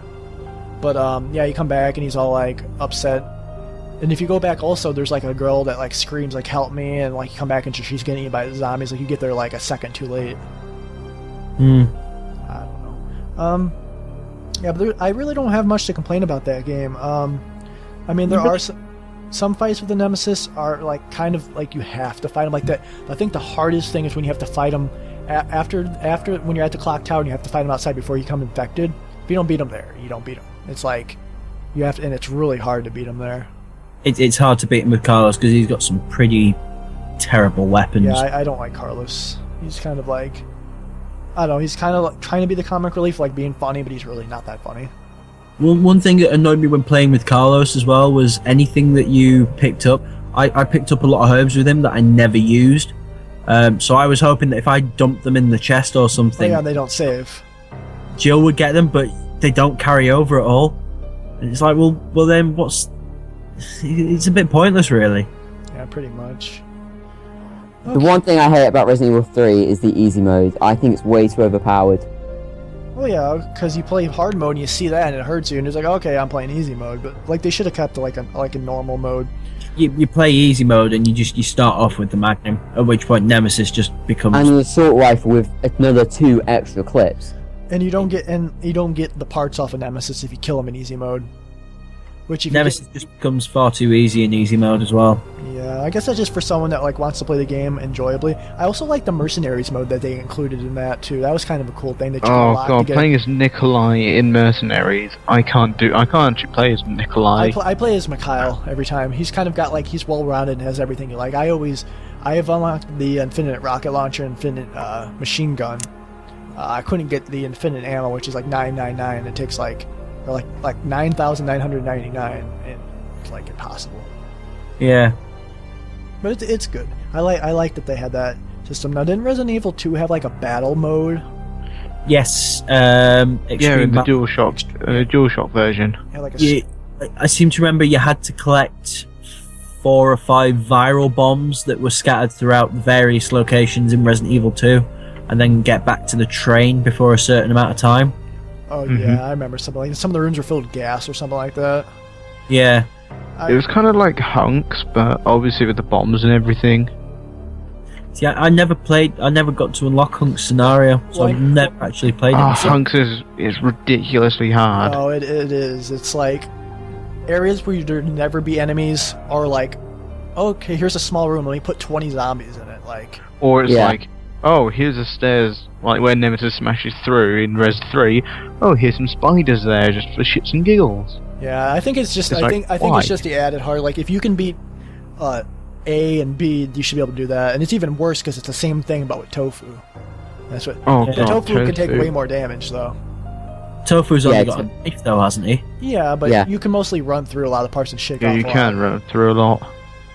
But Code Veronica had like a battle mode afterwards too, didn't it? Or like a the first person mode. Yeah, I kind of like that. I love that. Yeah, see, that annoyed me on the PS3 because one of the things on PS3 is you've got to get I think it's an A rank with every character, and there's only one character I can't get an A rank with, and that's Wesker. His is absolutely awful. He's the worst person to do the battle mode with. Well, speaking of Wesker, let's move on to Resident Evil Code Veronica. Now, that game, I had played 2, I had played 3, and then when that came out, I remember playing it first time on the Dreamcast. I think it was 2001? 2001 or 2002, I remember playing it. Yeah, 01 it came out Sounds about the same for me as well. I think I played Code Veronica around the same time. I didn't play it until it was released as a HD remake for Xbox 360, and even then I've only played a very small amount of it. Oh, it's like... It's really good. Like, I like it. Like, it would go 2, and then... I don't know, it's still overall good. I liked it because I had Claire, and I really like Claire. And I like the whole idea of, because, she's trying to look for her brother, and she gets captured. And it's kind of like a whole it's not all in Raccoon City, like 1, 2, and 3 were all like within Raccoon City and the whole area. This is a whole brand new place around an island, and I like it because you can play as her and Chris. I hate fucking Steve. He's so annoying. Everyone hates Steve. I mean, my name's Steve, but I can hate personally. You only slow me down. I think. I'm not. I can't remember. But did they make him a little less douchey in Darkside? Oh yeah, they did. He was kind of a hard ass in that one. Like come on, bring it. And then they made like Alexander more like maniacal now. And in Code Veronica, he's all just like, I'm Alfred Ashford. My grandfather was. He's kind of just like a little whiny. I'm Alfred Ashford, and I receded my nuts into my stomach. That's probably the only closest kind of gay character in Resident Evil. I literally thought about that today. That's the only close enough character to be gay. He's the only trap character apart from Morpheus Duval, I think. Oh yeah, he dresses up as his sister, but he's kind of got like it's kind of like you want. I don't know. I don't think he's Wait, gay. what? I don't think he's gay. Did you say he dresses up like his sister? Yeah. Have you not played that far through yet? I've been leaving it deliberately because I want to do a blind let's play. Well, you shouldn't have came on this podcast then. We're going to be talking about it. Well, we're going to make it well, I don't know. I don't want to. We have to talk about it though. Yeah, I'm not saying don't say any spoilers. I mean, I've heard a fair amount of it anyway. He does. He dresses up as his sister, and it leads you to think at first that his sister doesn't exist, but it turns out she does. He really, really loves his sister, like really. It's like he has kind of schizophrenia. That's creepy. Yeah, like But he's also slightly that kind of campish character. Yeah, It's a kind of love that you wouldn't want to see from a brother and sister. Yeah, like there's like this. Have you seen? Well, you haven't played much of it, but like there's this like video of them, and they're With like, the bug. you have to bug, and they look like they're gonna make out right at that point when they're looking Yeah. at each other's eyes. I'm like, oh god, please don't. Interesting thing about Code Veronica, like what I mentioned earlier about how the story had changed. I was actually tweeting to Hideki Kamiya about it. This was about a year ago. Someone had asked him something to do with Resident Evil 2, and apparently one quote that he'd included to the ending of Resident Evil 2 forced the writers of Code Veronica to alter certain bits of the story. Like which part? He couldn't tell me. He mentioned someone that I should ask, but I can't remember who it was. This was about a year ago on Twitter, so if you can get that far back through my tweets, you can probably find it still. I don't think anyone has the time for that. Yeah, I don't really have. There'll probably be nobody got time methods for of that. search. There'll probably be methods of searching it. To be honest, I mean, there must be some way of going through my tweets and searching for anything that goes to Hideki Kamiya. I don't tweet him a lot, so there won't be many to search through. In Code Veronica, they also had it. They had a couple of like the Bandersnatcher. Those were new. Those were really the only new enemies. There was the enemy that was like the enemy from Resident Evil 3, the Gravedigger worm. There was the salamander as well. Oh yeah, it looked like a giant. Not the salamander, the albinoids. Oh yeah, the albinoids are really. Those are creepy. And the moths. There was moth in Resident Evil 2, but they weren't like that though. So the moth in Resident Evil 2 didn't really do anything. It was just an inconvenience. It took a while to kill, but if it actually hit you though, it was pretty powerful. It came at me. The spiders were different too. They weren't like big and hairy. They kind of they looked more like giant daddy long legs than anything else. Thin and spindly. Yeah, they weren't like really thick and fat and furry. Like, spiders suck it either way what they look like. But I saw those spiders actually. I was going back through your videos, Levine. I saw you do a necroscope scare moments. Oh yeah, and I saw that room with them spiders and thought, oh, they're a lot creepier. Yeah. No. Yeah, I made that for him. Just trying to think of the word. What else? There's obviously the extra scene in Code Veronica X. Well, it was more than just that. They added a lot more, and the extra part to the ending is like an extra 2-3 minutes of cinematic. They extended the fight scene between Wesker and Alexia. Mm-hmm. They added the scene with Claire and Wesker. They extended the Chris and Wesker fight. Yeah. They added and then obviously the ending. Yeah, they added that bit. There were a few other scenes that they added as well, I'm sure, or they extended. And it's all on one disc. Yeah. Well, it was originally for the GameCube, and then it went to PlayStation 2, and then it got ported to GameCube, and I think it's for PC as well. I can't remember. And it got It's on ported on Dreamcast in Japan. It's on PS2. It's on GameCube, and it's also the version that they use. It's also on Xbox Live Arcade, I believe. Yep. And PlayStation 3 as well. Mm-hmm. Yeah, I got Resident Evil 4 and Code Veronica on Xbox. Yeah. What was I gonna say? I'm trying to think of what else to talk about with that one. and it's the only one where you have like dual weapons. Oh, and yeah, you can aim at two enemies at the same time. Yeah, It's the only one of the classic ones where you got dual weapons. Yeah, they did do that. The hunters they had poisoned hunters in that one too. They were like purple.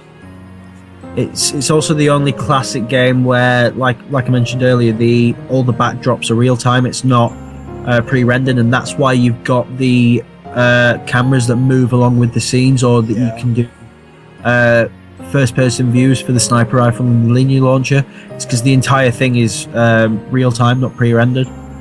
So it allowed them to do that. They should have had it in that game, because I know you can play as Steve for like one small part, but they kind of should. I feel like they should have made it more like kind of like Leon and Claire. Like you should be able to play the whole game. Like say like I know you could play as Chris, but they could have had it like where Leon or Steve had a scenario where like you started off with Steve, how he started, you meet up as Claire, and then because there's lots of parts in the game where you guys aren't together, where he's off doing his own thing, and you guys meet up at points, and then I feel like they should have done that. Like that'd have been kind of cool to have. I feel kind of harsh saying this, but I didn't feel sorry at all when Steve had to shoot his dad. Yeah, me either. It was kind of like, okay. He was kind of, I mean, like, I understand it's your dad, but it's like, he's a girl, he's a zombie. Steve, you're a dick. We don't like you anyway. Yeah. I felt a little bad when he died, but it was all like, oh god, typical Resident Evil, I've known you for 3 hours, I love you. Like, Oh, yeah. well, I mean, it's Claire, come on, how could you not? Well, yeah. I kind of want to see.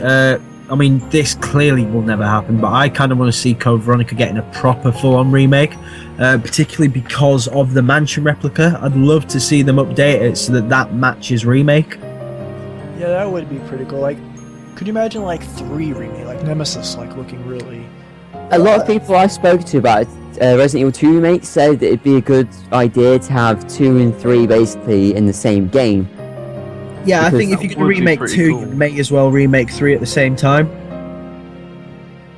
Yeah, Oh god, can you imagine how much scary Nemesis would be? Oh yeah, it would be terrible. All you have to do is look at Operation Raccoon City. I mean, it's not a brilliant game. That's one I never played. Like, it was a first-person shooter. I had my best friend play it for me. I was like, here, play this. You like these types of games? I'll just watch.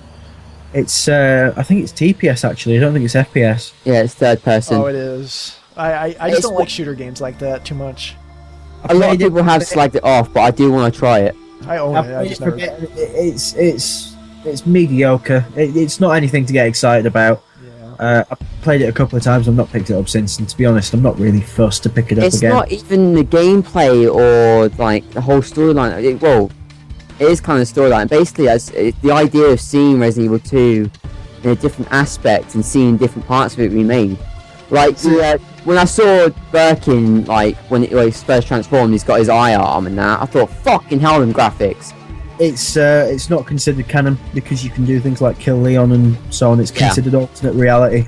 I couldn't do that. I've played too much Resident Evil 2. I'd be like, I don't want to shoot him. Yeah. I like him. What I don't even notice about Resident Evil, in like Resident Evil 2, he's like a redhead, but in like 4 and 5, he's like a blonde. Yeah. 4 and 6, he's a blonde. In 6, he looks kind of like really weird and like he has like a trash stash and whatnot. He just looks 4, he weird. just looks like he's got a boy band haircut. Yeah. He does look like he has a boy band in Like- 4. I know 4 isn't like, you know, that's the one that like ended all the classic. I like 4. You know, like I like it. I like 4. I like 4 Alright. just because it's just the first game to give you that kind of like, you know, you A can whole new way. a whole new way. It's all 3D. You know, you can use melee. There were some quick time events. I mean, there were no zombies. It was all pretty much villagers and mutated things, but it was still a game. I like Leon a lot. I'm a Leon fanboy. Thank you. He's my favorite. Well, yeah, you too. He's my favorite male character in the series. I like. No, Barry Burton. Oh, Barry hasn't been back. If he makes an appearance, except for Resident Evil Gaiden, which was really strange. Damn it, Billy Cohen's the best male character. Yeah, he's pretty cool, but it's just like I don't know. I feel they killed him off. I was gonna say something. Have you guys? You guys haven't played the Resident Evil Gaiden, have you? I played a little bit. Have you? You should watch Kokoski's playthrough of it. It's pretty funny. Oh, Kiko's is brilliant. Yeah, he's got it. But back to 4. 4, it kind of they were trying to work with something new because, you know, obviously Raccoon City was destroyed and they knew different viruses and whatnot. They had the Las Plagas. I didn't like the storyline as far as like, it sounded like something like an American movie, like go save the president's daughter. Like it was kind of like Resident Evil 2 was get the fuck out of here. Resident Evil 3 was get the fuck out of here. You know, 1 was the same way. Now 4 it's like you actually have like a mission. Like 5 was the same way. Like, and like I hate Ashley. She is worse than Sherry. Everyone hates Ashley. Because she's like, Leon, help, and it is just ridiculous. He's useless. She's completely useless. Yeah, like It's like- she makes your ass catch her when she's like at too high of a thing. Like go down the damn ladder. Yeah. Apart from when she has a suit of armor, that's the only useful point. Yeah. I love swear that. there are times people shot her on purpose just to shut her up. Ronnie says hi. Hello. Hi. Hello. Hi, Sam. I remember seeing online there's this mod where you can make Ashley completely naked, and you can see everything. And I saw it on YouTube. I was like, wow. Did anyone do that Easter egg when she was like at the top of the ladder and you look up? She Oh yeah, you can look at the sniper rifle and see her white panties, and then if normally she'd be like, "Oh, you pervert." I'm like, come on. Someone's done that with Ada for Resident Evil 6 as well. Uh, You can play as Ada completely naked. Ada's bomb. I really like Ada too. I don't know. Yeah. I like the mods in the PC version of 4, like making the giant Ashley when the villagers pick her up. It looks ridiculous. Yeah. Also, Hunk's model is actually hidden in the disc. Because there's action replay codes on the PS2 Well, can't you play as where you can Hunk play as Hunk. Can't you play as Hunk in the like after you beat Mercenaries? Yeah, isn't there a Mercenaries that you could play as Hunk? Yeah. Hunk's in the Mercenaries. No, I mean the hidden model, as in you can play him in the story. Oh, I see. That's a hidden part. But I also you can go on the menus, but he does the classic T-pose, same as Wesker. But you can't have the Hunnigan cutscenes because not the game freezes. Yeah. I liked also in Resident Evil 4 how like after you beat the game there was the Ada scenario you can do. There's 2 different ones. Depending on which system you play, there were separate ways, and then there was Operation Ada. Which Assignment Ada wasn't canon. It was just... wasn't? No, but Separate Ways was basically what Ada was up to whilst he was doing the main game. Yeah, pretty much. I like the whole thing with the merchant. That was kind of everybody loves the merchant. Welcome. What are you buying? What are you selling? Got a selection of good things on sale, stranger. Not enough cash, stranger. Pretty much. Like, I feel bad because like, what happens to him at the end of the game when like the whole place blows up? He clearly blows up with it. That's why you never see him again. I killed him one time while I was playing and he never came back. And I'm like, oh, he's gonna come back. They don't want people like this die. I did the exact same thing. It's like, Does he die throughout the entire game? Yeah, if you kill him, he'll never come back. He's clearly Superman, he just flies away. Throughout the entire game, what happens is if you kill him at one specific point, he doesn't come back to that specific point, but the next point you see him again, he'll be there. I feel like he has like clones, like there's like him and his 20 brothers, like they're just like set up. He's clearly Superman. He's Superman. After the island explodes and whatnot, he flies away into like. I say he always gets to the next point sky. before you. That game is probably one of the longest Resident Evil games because you're like in a village, then you're in a castle, then you're like on an island. It's probably, I think it is one of the longest. By the same token, in Resident Evil 2, you're in the police station, then you're in the sewers, and then you're in the laboratory. So But I feel like you're in those parts like not as long. 4 is long.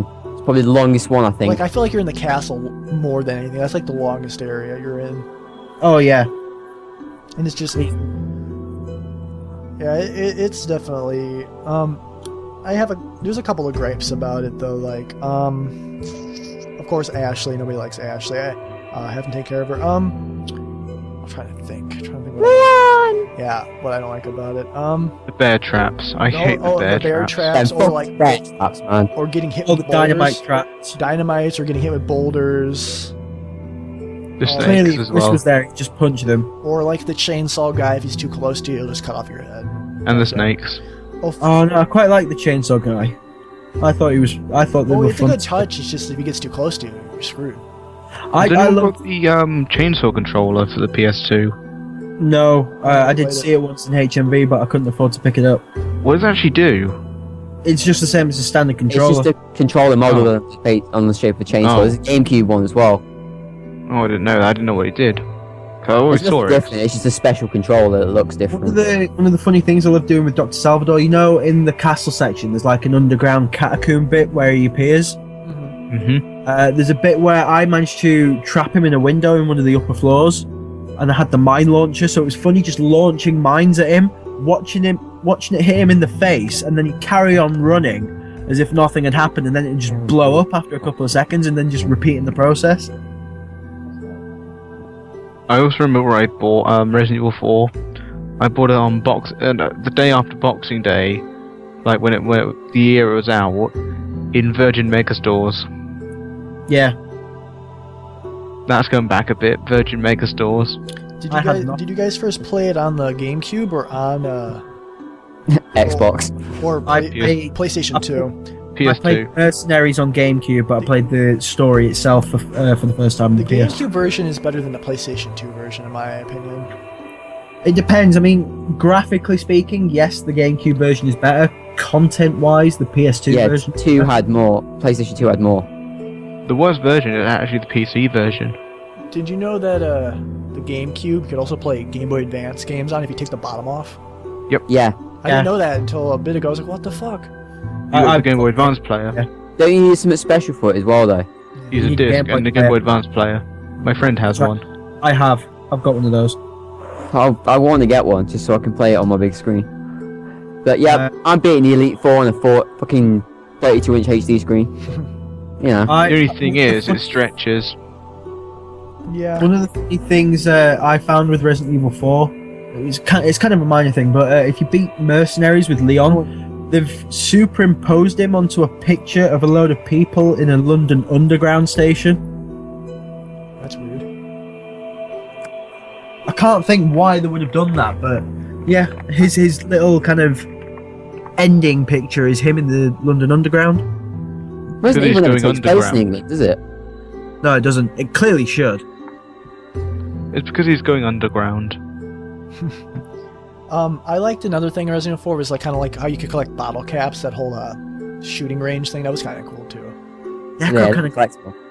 Yeah. Necro never got the point of those, did he? No, he definitely didn't. I liked them though. Oh, they're going. You should collect those. You get like stuff Oh, for doing. I couldn't watch his Let's Play of that just because like when you play a game that you're good at, you watch somebody else play it, they suck at it, and you're just like, oh. The amount of times I've screamed at the screen because of Necro. I mean, he stopped playing Ocarina of Time because he could just couldn't get into it, and like when he was playing it, I was like, oh my god, I can't watch this. Like, I love Ocarina of Time. oh yeah, it's Never played it. I'm not a fan, but it's a good one. What was I gonna say? I guess that's pretty much it for Resident Evil 4. Man, we're at an hour and a half. It's all right. We can go for a little bit longer. You can probably- have fun editing. We'll go for one more. We'll go through no, one more half or half an hour, and we'll call it quits. I think we can cover 5 and 6 in half an hour, to be Yeah, fair. we'll go over 5 and 6. Yeah. Okay, so 5. I never really liked. With my experience with 5, is I never really played it too much. I remember my buddy, or I didn't play it to begin with, but my buddy, he had bought it. He got the collector's edition on the first day it came out from Blockbuster. That's where he got it from before Blockbuster went out of business. And he got it, and he played it a little bit, and never really played it. Well, I ended up buying it and watching it, and I ended up playing through it, and I like it that it's got the kind of multiplayer where it's the first game where you can actually have a partner with you playing while you're playing. Yeah. Yeah, it makes it kind of cool. I didn't like the fact that Chris looked like, well, he was obviously on steroids, because look how fucking beefy he was. I mean, maybe he just got mad because he wasn't in a game for a while. So he was just... the in-game reason as to why he looks that bulky is apparently, if you remember, I think it's Lost in Nightmares, where they go to a mansion that Spencer owns. Oh yeah, I remember watching somebody play that. They find Wesker there, and obviously they try and fight Wesker. Oh, yeah, Wesker kicks his ass, and then Jill jumps through the window and knocks him out. Yeah, exactly. Apparently the reason he looks that beefed up is because since Code Veronica he tried to beef up some for Lost in Nightmare, well, before Lost in Nightmares, and that's why he's a little bit musclier in that to basically go head to head with Wesker. And then Now I'm going to finish that, and then I'm going to throw something in. after Lost in Nightmares, he realised he wasn't good enough to fight Wesker, otherwise Jill wouldn't have died, so he bulks up even further. It's funny because even though like he's all bulked up, Wesker isn't. I mean, I'm sure Wesker has a build on him, but Wesker can like move faster than he's like. He can pretty much like teleport. It looks like he's like poof poof. It's That's because he's like, he injected himself, didn't he? Yeah. With a G virus or something. It was some sort of virus. I think it was more. I think it was the T virus. He did this. He did the whole dormant thing. If you play through Umbrella Chronicles, you understand the story as to why Wesker is as he is. In Remake, when he gets attacked, or when he gets the attacked by the tyrant and a claw goes through him, I think that's how he got infected. No, what I heard. No, he injects himself with it before. Yeah, he injects. He plans Oh, to yeah, have he the did, tyrant and kill him. Oh yeah, so because a normal person wouldn't have survived that, but the fact that he got infected is the reason why he didn't die. It He brought had him to back be to life, sick. which is why. It wouldn't have worked properly. Was the theory. I heard when 5 originally came out, there was a lot of backlash because they were saying it was racist because you were pretty much killing African Americans the whole time, or Africans the whole time. But the way I look at it is, if you're in Africa, You're going to be killing. You're going to be Africans. killing Africans. Like, you know, if you were in It's any the same place, as being in Resident Evil 4. He was killing Spaniards. yeah, if you were in Japan, It you was know, basically trying to be geographically accurate. and yeah, the- it is. I the mean, census- I understand that, you know, it's a white guy killing black people, but there was also, you know, your partner was Black, black yeah. too. It's not like, and they were attacking you. It wasn't like he was outright. We came to this village and place and went killing people. But you know, they quickly dismissed it as. I just think It's- I think people are just looking for reasons to bitch. Like, you know, What It's a annoyed me case about of- 5 was the fact that they said, oh, the heat and stuff would affect the way you play. Yeah, I remember Bollocks, reading doesn't that, do it didn't. anything. It was something. That's what got me excited. Or I think they dropped it because it didn't work really. But what I'm going to throw in here, does anyone know why Jill went from brunette to blonde? I don't know. Girls I- like to change I- hair color. I don't know. I Just read like it, bleach your I know hair. the whole backstory. It actually links back all the way to Resident Evil 3. Really. There's a reason why Wesker didn't kill Jill. In Resident Evil 3, when she got infected with the T-virus, it was never got rid of. It just went to a dormant state. So when she attacked Wesker later on, it was going to kill her.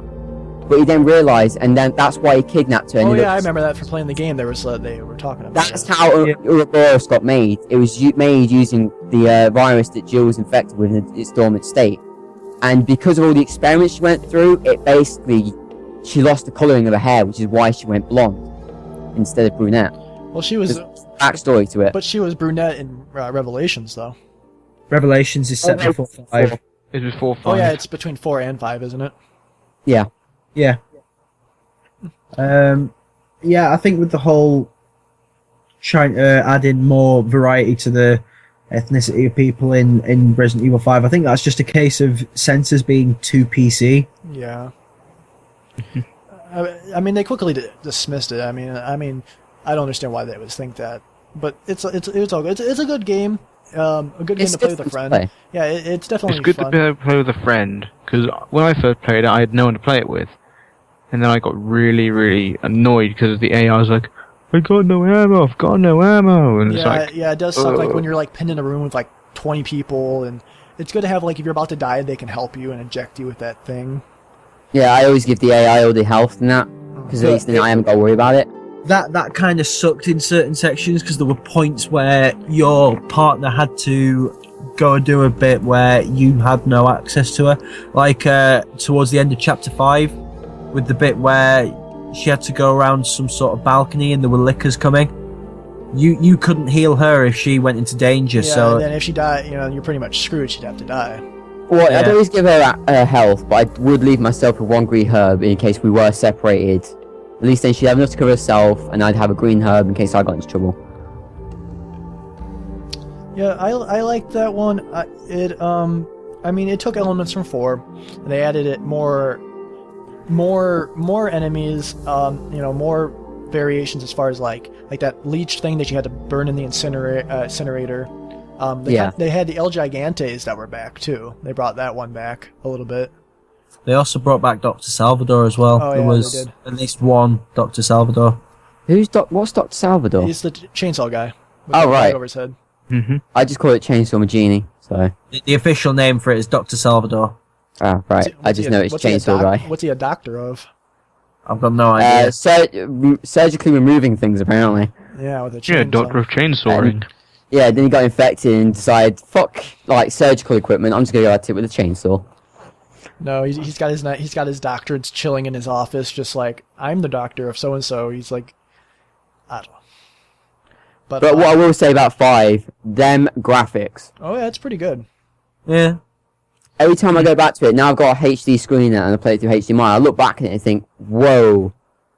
Because this was, Resident Evil 5 was still pretty early on in the 360 genre. It came out about 2008, I think. Yeah, I Was remember. Nah, To me, the Was it graphics in 5 are better than 6. I mean, yes, That's just what I see. Yes and no. Like, I feel with 6, and we'll make a transition to 6 talking about it. But I never really played much of 6. I watched somebody play it, and then I was gonna start it on my channel, but my computer couldn't handle it. I'll probably end up actually buying it and playing on my Xbox. But I don't know. I feel like Resident Evil 6 to me, it was just one big action movie.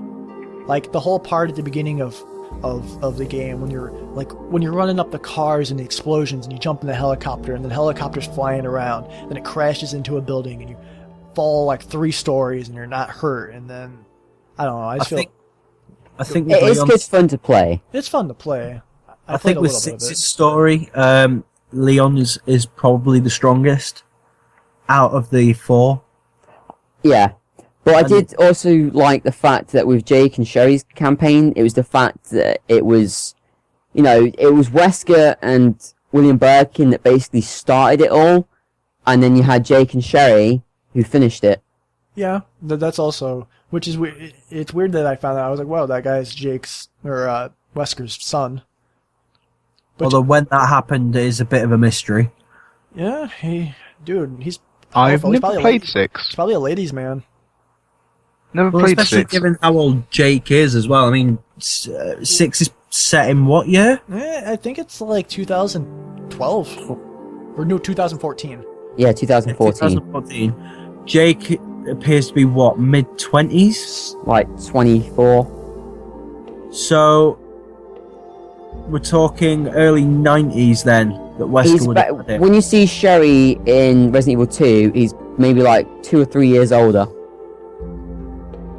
So Sherry would have been what, 10?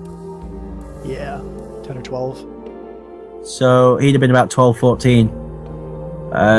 Maybe Wesker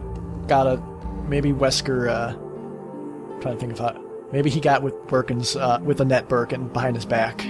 But that'd be weird because then they'd be related, and that'd be even weird. Yeah. Just fuck the story up even more, you know. Can you imagine that kind of plot twist?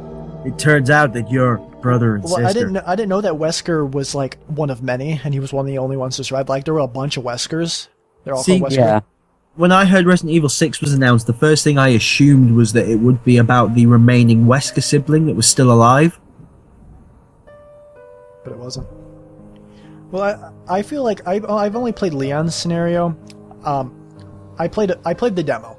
I played as Jake. I played as Chris, and I played as Leon. I feel like Chris's was pretty much like COD, pretty much. Yeah. That's the problem. Resident Evil was trying to compete with games like Call of Duty and that, because of course that's at the minute. Well, I can understand it's military. It's like you're Chris or military. Yeah, it's the thing. But I've never played 6. I have the strategy guide. I bought it for £3 in a charity shop. But it is good fun to play. I'm going to Let's Play 5 and 6, but I won't Let's Play them without, like, it had to be a co-op Let's Play, I think. I bought 2 copies of the collector's edition of 6 thinking that, it'll go up in value after launch day, and it did the exact opposite. Well, I do have 5, so when you want to do co-op for that, I can definitely play it with you. We should play Team Slayers. We should get a team. Oh shit at that! Do Team Slayers. We should make a video of that. I've got 3 trophies left to get from versus mode. I think I've got to do Team Slayers, Survivors, and Team Survivors. That's the problem we have. Sam's a PlayStation user. We're the rest of I only got an Xbox just because most of my games are on it. I had some games for the PlayStation 3, but they were my brother's before I moved away. But no, I got mostly Xbox games. Xbox, Wii, and PlayStation 2 is mostly in PlayStation 1. I've got all my old... I have every Resident Evil game other than 6 chilling next to me right now, as far as... But, alright, so we did over 5 to 6. We still got about 16 minutes, or 18 minutes remaining. Let's just talk about some B titles, if we've played them or not. Have anybody played Survivor? Yes. No. Survivor's the one that's played with a light gun and is set on Sheena Island. Yeah, you're this guy. I forgot this guy. He has amnesia. He doesn't know who he is. It's kind of like... It's Ark Thompson. Yeah. He believes he's someone called Vincent, who's in charge of the Umbrella facility on Sheena Island. It turns out Ark is an agent working with Leon to infiltrate Sheena Island, and he's posing as Vincent. And basically, he loses his memory after trying to escape and after a fight with Vincent. Yeah, he falls out of a helicopter. I think Vincent dies after falling out of the helicopter, whereas Ark obviously lives but with no memory. And depending on the path that you take throughout the game depends on what events occur and who your partner characters are and things like that. And that one's also in first person. So it's not a very long title to play through. No, it's very short. I can beat it in like an hour. I've only played it a handful of times. It's good. I like the first person view because it kind of gives you sort of like a reality of what it'd be like if you're actually in that. Because third person view, you're never gonna have a camera like over your shoulder like that. It's a good game. There's some parts that kind of suck. Like there's like tons of Mr. X's in that game though. The T. Oh God. The T mutation. Yeah, but they're way easier to kill this time. Oh, thank God for that. It's a bit cumbersome with the light gun as well, because the PS1 light guns didn't have that much in the way of controls. It was mostly pause, reload, and fire. Yeah, and that was it. But it's still a title worth checking out, though. If you're a Resident Evil fanatic and you just like games, if you haven't checked it out. It's a good B title. I think one I own thing it. that Survivor did as well was it actually explained how tyrants are made as opposed to zombies.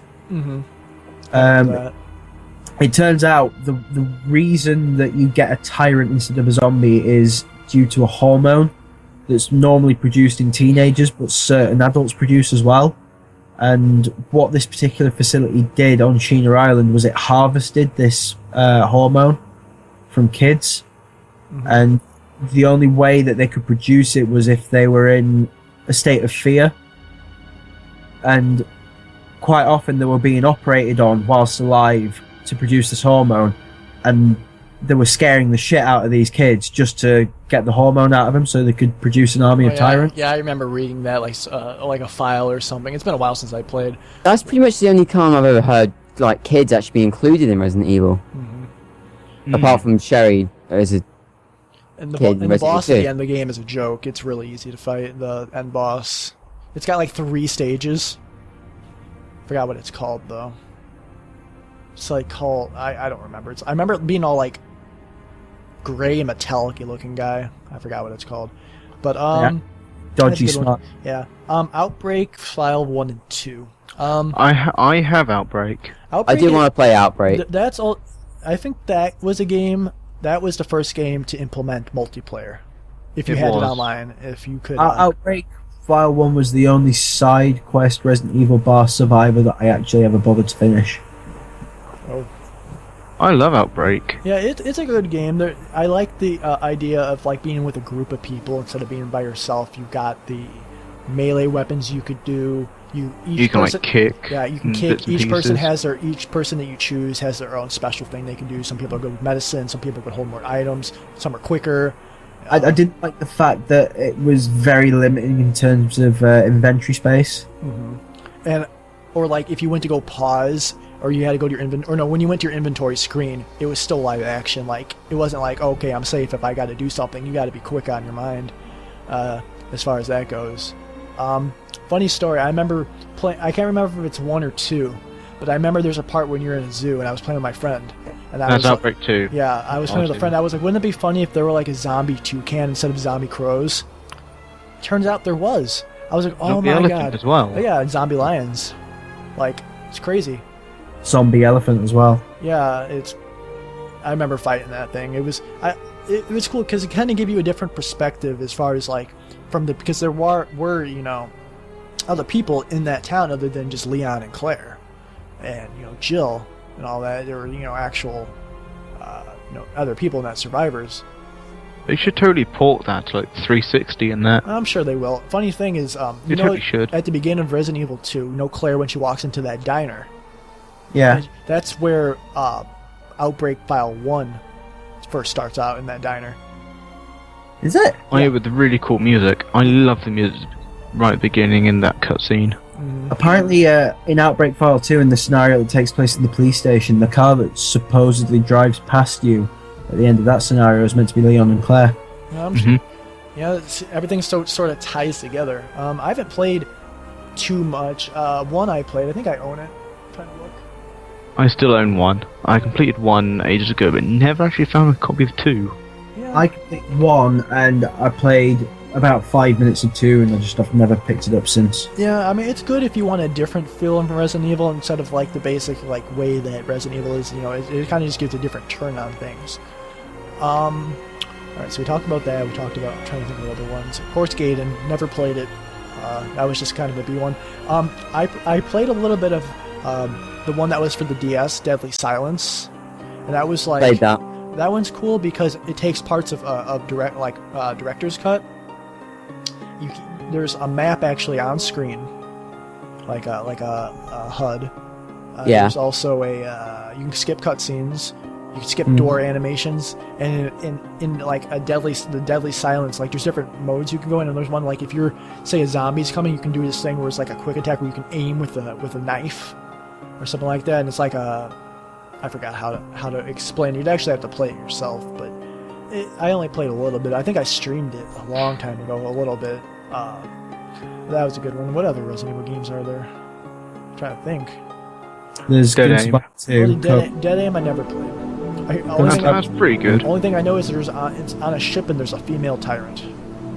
It's on a ship. Yep, and The tyrant's actually not female, it's a guy who takes a combination of the T and the G virus, and it makes him have a sex change. Well, that's one way to do it. Yeah, you play this dude, and I think there's also a Chinese chick there as well. I Yeah. can't really remember the game too well. Yeah. I haven't completed it. Like, 'cause I never know where to go. It's for the PlayStation 2, right? Yep. Yeah, it's, Yeah, I'll have to pick it up eventually. I want to play all of them at some point. it wasn't very popular and it wasn't well received. Yeah, it was one of Nope. those ones. I don't know much about it. You guys have played Umbrella Chronicles and Darkside Chronicles, of course. I haven't. Um, I don't own them. They're good. Umbrella I've got Chronicles. I think Umbrella Chronicles is shit compared to Darkside. Umbrella Chronicles, the way they had the guns and the whole, I feel like it was kind of just like clunky and wasn't as fine tuned as Darkside. I loved Umbrella Chronicles until I played Darkside. I got to Darkside and was like, wow. I like Darkside because it gives you the backstory of Leon and Krauser and how they were buddies, and then why he turned because he got infected and he couldn't use his arm I anymore. hate the whole shared health thing in Umbrella Chronicles as well. Yeah, or like you can only use a herb if you're right there and then. You can't go to an inventory screen and use it. Yeah. Yeah, and I liked it better just because you play 2, Code Veronica. Was that it? 2 and Code Veronica were the only ones they had in that one, other than the main one. And it was pretty. You know, I liked it because it kind of gave you a sense of like what it would be like to have 2 remade. As far as like I like running from the Mr. X, like when he's chasing you through, and I don't know, It's a lot better. it gives you a house. I'm annoyed it got ported to PS3 and not 360. Yeah, it gives you the House of the Dead. That was pretty much the kind of the arcade side of thing. You can use it with the Wii Zapper, and that was a good one to use. I've pretty much maxed out everything in Darkside Chronicles. So I'll probably end up let's playing it at some point. I basically plan to play every Resident Evil title I own. Oh yeah, me too. I just haven't got around to it. Okay, what I think is that all the Resident Evils? Oh, okay, of course, of Revelations. I've gotten through 90% of it, and I'm let's playing it now. Have you guys seen any of it? I've played about a third of it, and to me, it was a good. It did link like the new style Resident Evil with the old one because there is a lot more fear in it than anything. Yeah, it's not all just action. There's also puzzles you have to do and running around and backtracking, and you know, I like the idea of like the whole custom parts thing. That like guns have slots and you can just implement different things. I hate that you can only hold 3 weapons at a time. But it's all good. I like Jill. I don't like Parker. I think he's annoying. He's all he's like, oh Jill, and he's like, I don't know. It's cool. it's not really. I like it a lot. I feel like the thing with that game is it originally was for the 3DS. Yeah. And when 6 came out, it got mixed reviews, didn't do that well. And then they were like, oh wait a second, hold on guys, we got this game. And it was kind of their kind of like backup as far if Resident Evil 6 didn't do too well, which it did. This Revelations got good reviews, and it came out earlier this year. Yeah. It came out like March, I believe. It was a good game. For a game to be imported from a handheld to a console. Oh, of course, it got new graphics and all that too, because there's no way the 3DS could have that good graphics. Well, it was kind of like you kind of play it and think, wow, this was first developed for a handheld. Yeah, and it isn't really zombies, but it's like, there's still monsters. It's more monsters. It's not like villagers that are crazed type of deal. And it is between 4 and 5, so it's kind of like after that game's done, it's like you feel like something you're safe, but there's like you got 5 and 6 to deal with, so it's like shit, because something bad's gonna happen to Jill clearly. After that doesn't matter. Okay, we are at an hour and 55 minutes, so let's spend the last 5 minutes just kind of just wrapping up and winding down. That's a lot of editing. Yeah, no, not really. I don't have to edit the commentary. I'll just throw some shit in and get it edited. It'll be good. Yeah. I got some time to do it. I'm gonna make dinner after I'm finished with this. Anything you guys want to talk about for 5 minutes? Any last thoughts?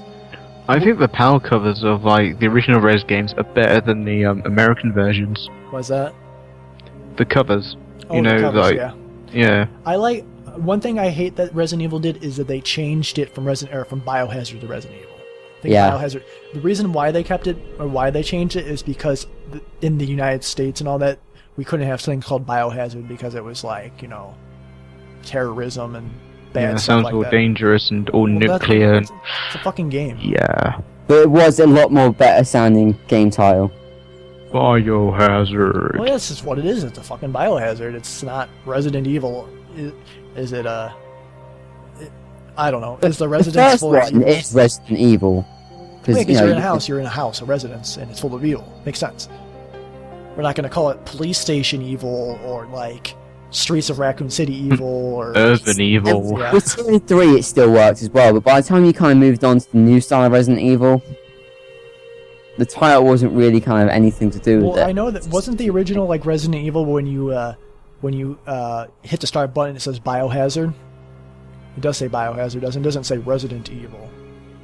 Wasn't it like that in the very first Resident Evil? Like can't remember. Even the American ones. No, all mine have always said Resident Evil. Yeah, I think they fixed it in the European release. Yeah. Oh well.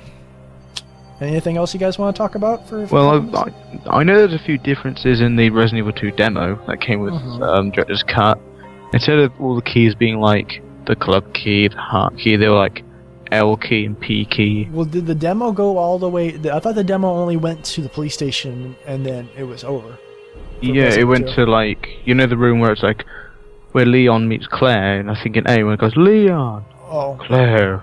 Oh yeah, it goes that far. Oh, I thought it only went to like right to the police station, and then you were done. No, it goes there, but instead it's like Ada shooting you, and then it goes up to Ada, and then it goes black, and it's like, what will happen to Leon and Claire? Kind of a cliffhanger of sorts. And also, going to the police station, strange, because you don't go through the park and everything. You know where that basketball court is. Mm-hmm. You know where the ambulance is. Yeah. The ambulance is not there. You just climb over, and then you're round near the gates to where Chicken Heart is. Mm-hmm. And there's no Chicken Heart. And there's no there's no box near where the first liquor is, and there's no Marvin in the demo. They probably added those things in. Dead, and there's no Claire. And Kendo and Leon sound slightly different. I'm sure they do. They got some editing. Only slightly. And those not quite the final voices, but you can hear it's the kind of final voices, but not quite there. Yeah, they had a lot of editing and fine tuning to do with it. Yeah. Yeah, it's quite higher pitched than it is. Alrighty, well, I think that's good enough to wrap up with. definitely had a lot of good fun talking about it. We went to 2 hours. I knew that was gonna fucking happen. I knew we. I told you. I told you. Me. I was like, we couldn't do it in 45 minutes. Like 6 or 7, maybe even 8 games in 45 minutes. Yeah, it's pretty hard. Let's talk like the Micro Machines guy. You know, the guy who did all the Micro Machine adverts in like really fast voice. Mm-hmm. Unless we talk like that. No. Well, what we're gonna do next week is. Actually, I don't know what we're going to talk about next week. It'll be a surprise. We'll talk about it over, Skype Ducks. through Twitter and whatnot. I vote Ducks. No, we'll pick a different video game or something like that. Oh yeah, I don't think we can talk about Ducks. The only thing I can talk about Ducks is Duck Hunt. Duck Hunt. Oh, okay. I don't think we talk about Duck Hunt for that long. We'll figure something out. But that Spice is. We're not talking about Spice World. We can talk about Spice. We'll talk about lots of things next week. But that is all the time we have. So, you guys want to say goodbyes, or say who you are, say goodbye, and all that. I've been Pilot Effect 93. Have a nice night. Where it is for us is night. But also have a good day, wherever you are. Well said. Leon? Where's Sam? He's been quiet for a little while now. Don't tell me he fell asleep. But he's fallen asleep. Oh my god. Alright, that's fine. Well, probably hearing us talk, he probably fell asleep to it. Anyway, I've been LP Marshall 94. Yeah, thanks for listening. And clearly he fell asleep. Yeah, I've been Sam, and hopefully you don't fall asleep like I did watching this. But yeah, guys, thanks for coming to our first podcast, and there should be out tomorrow. So yeah, thanks for watching, guys.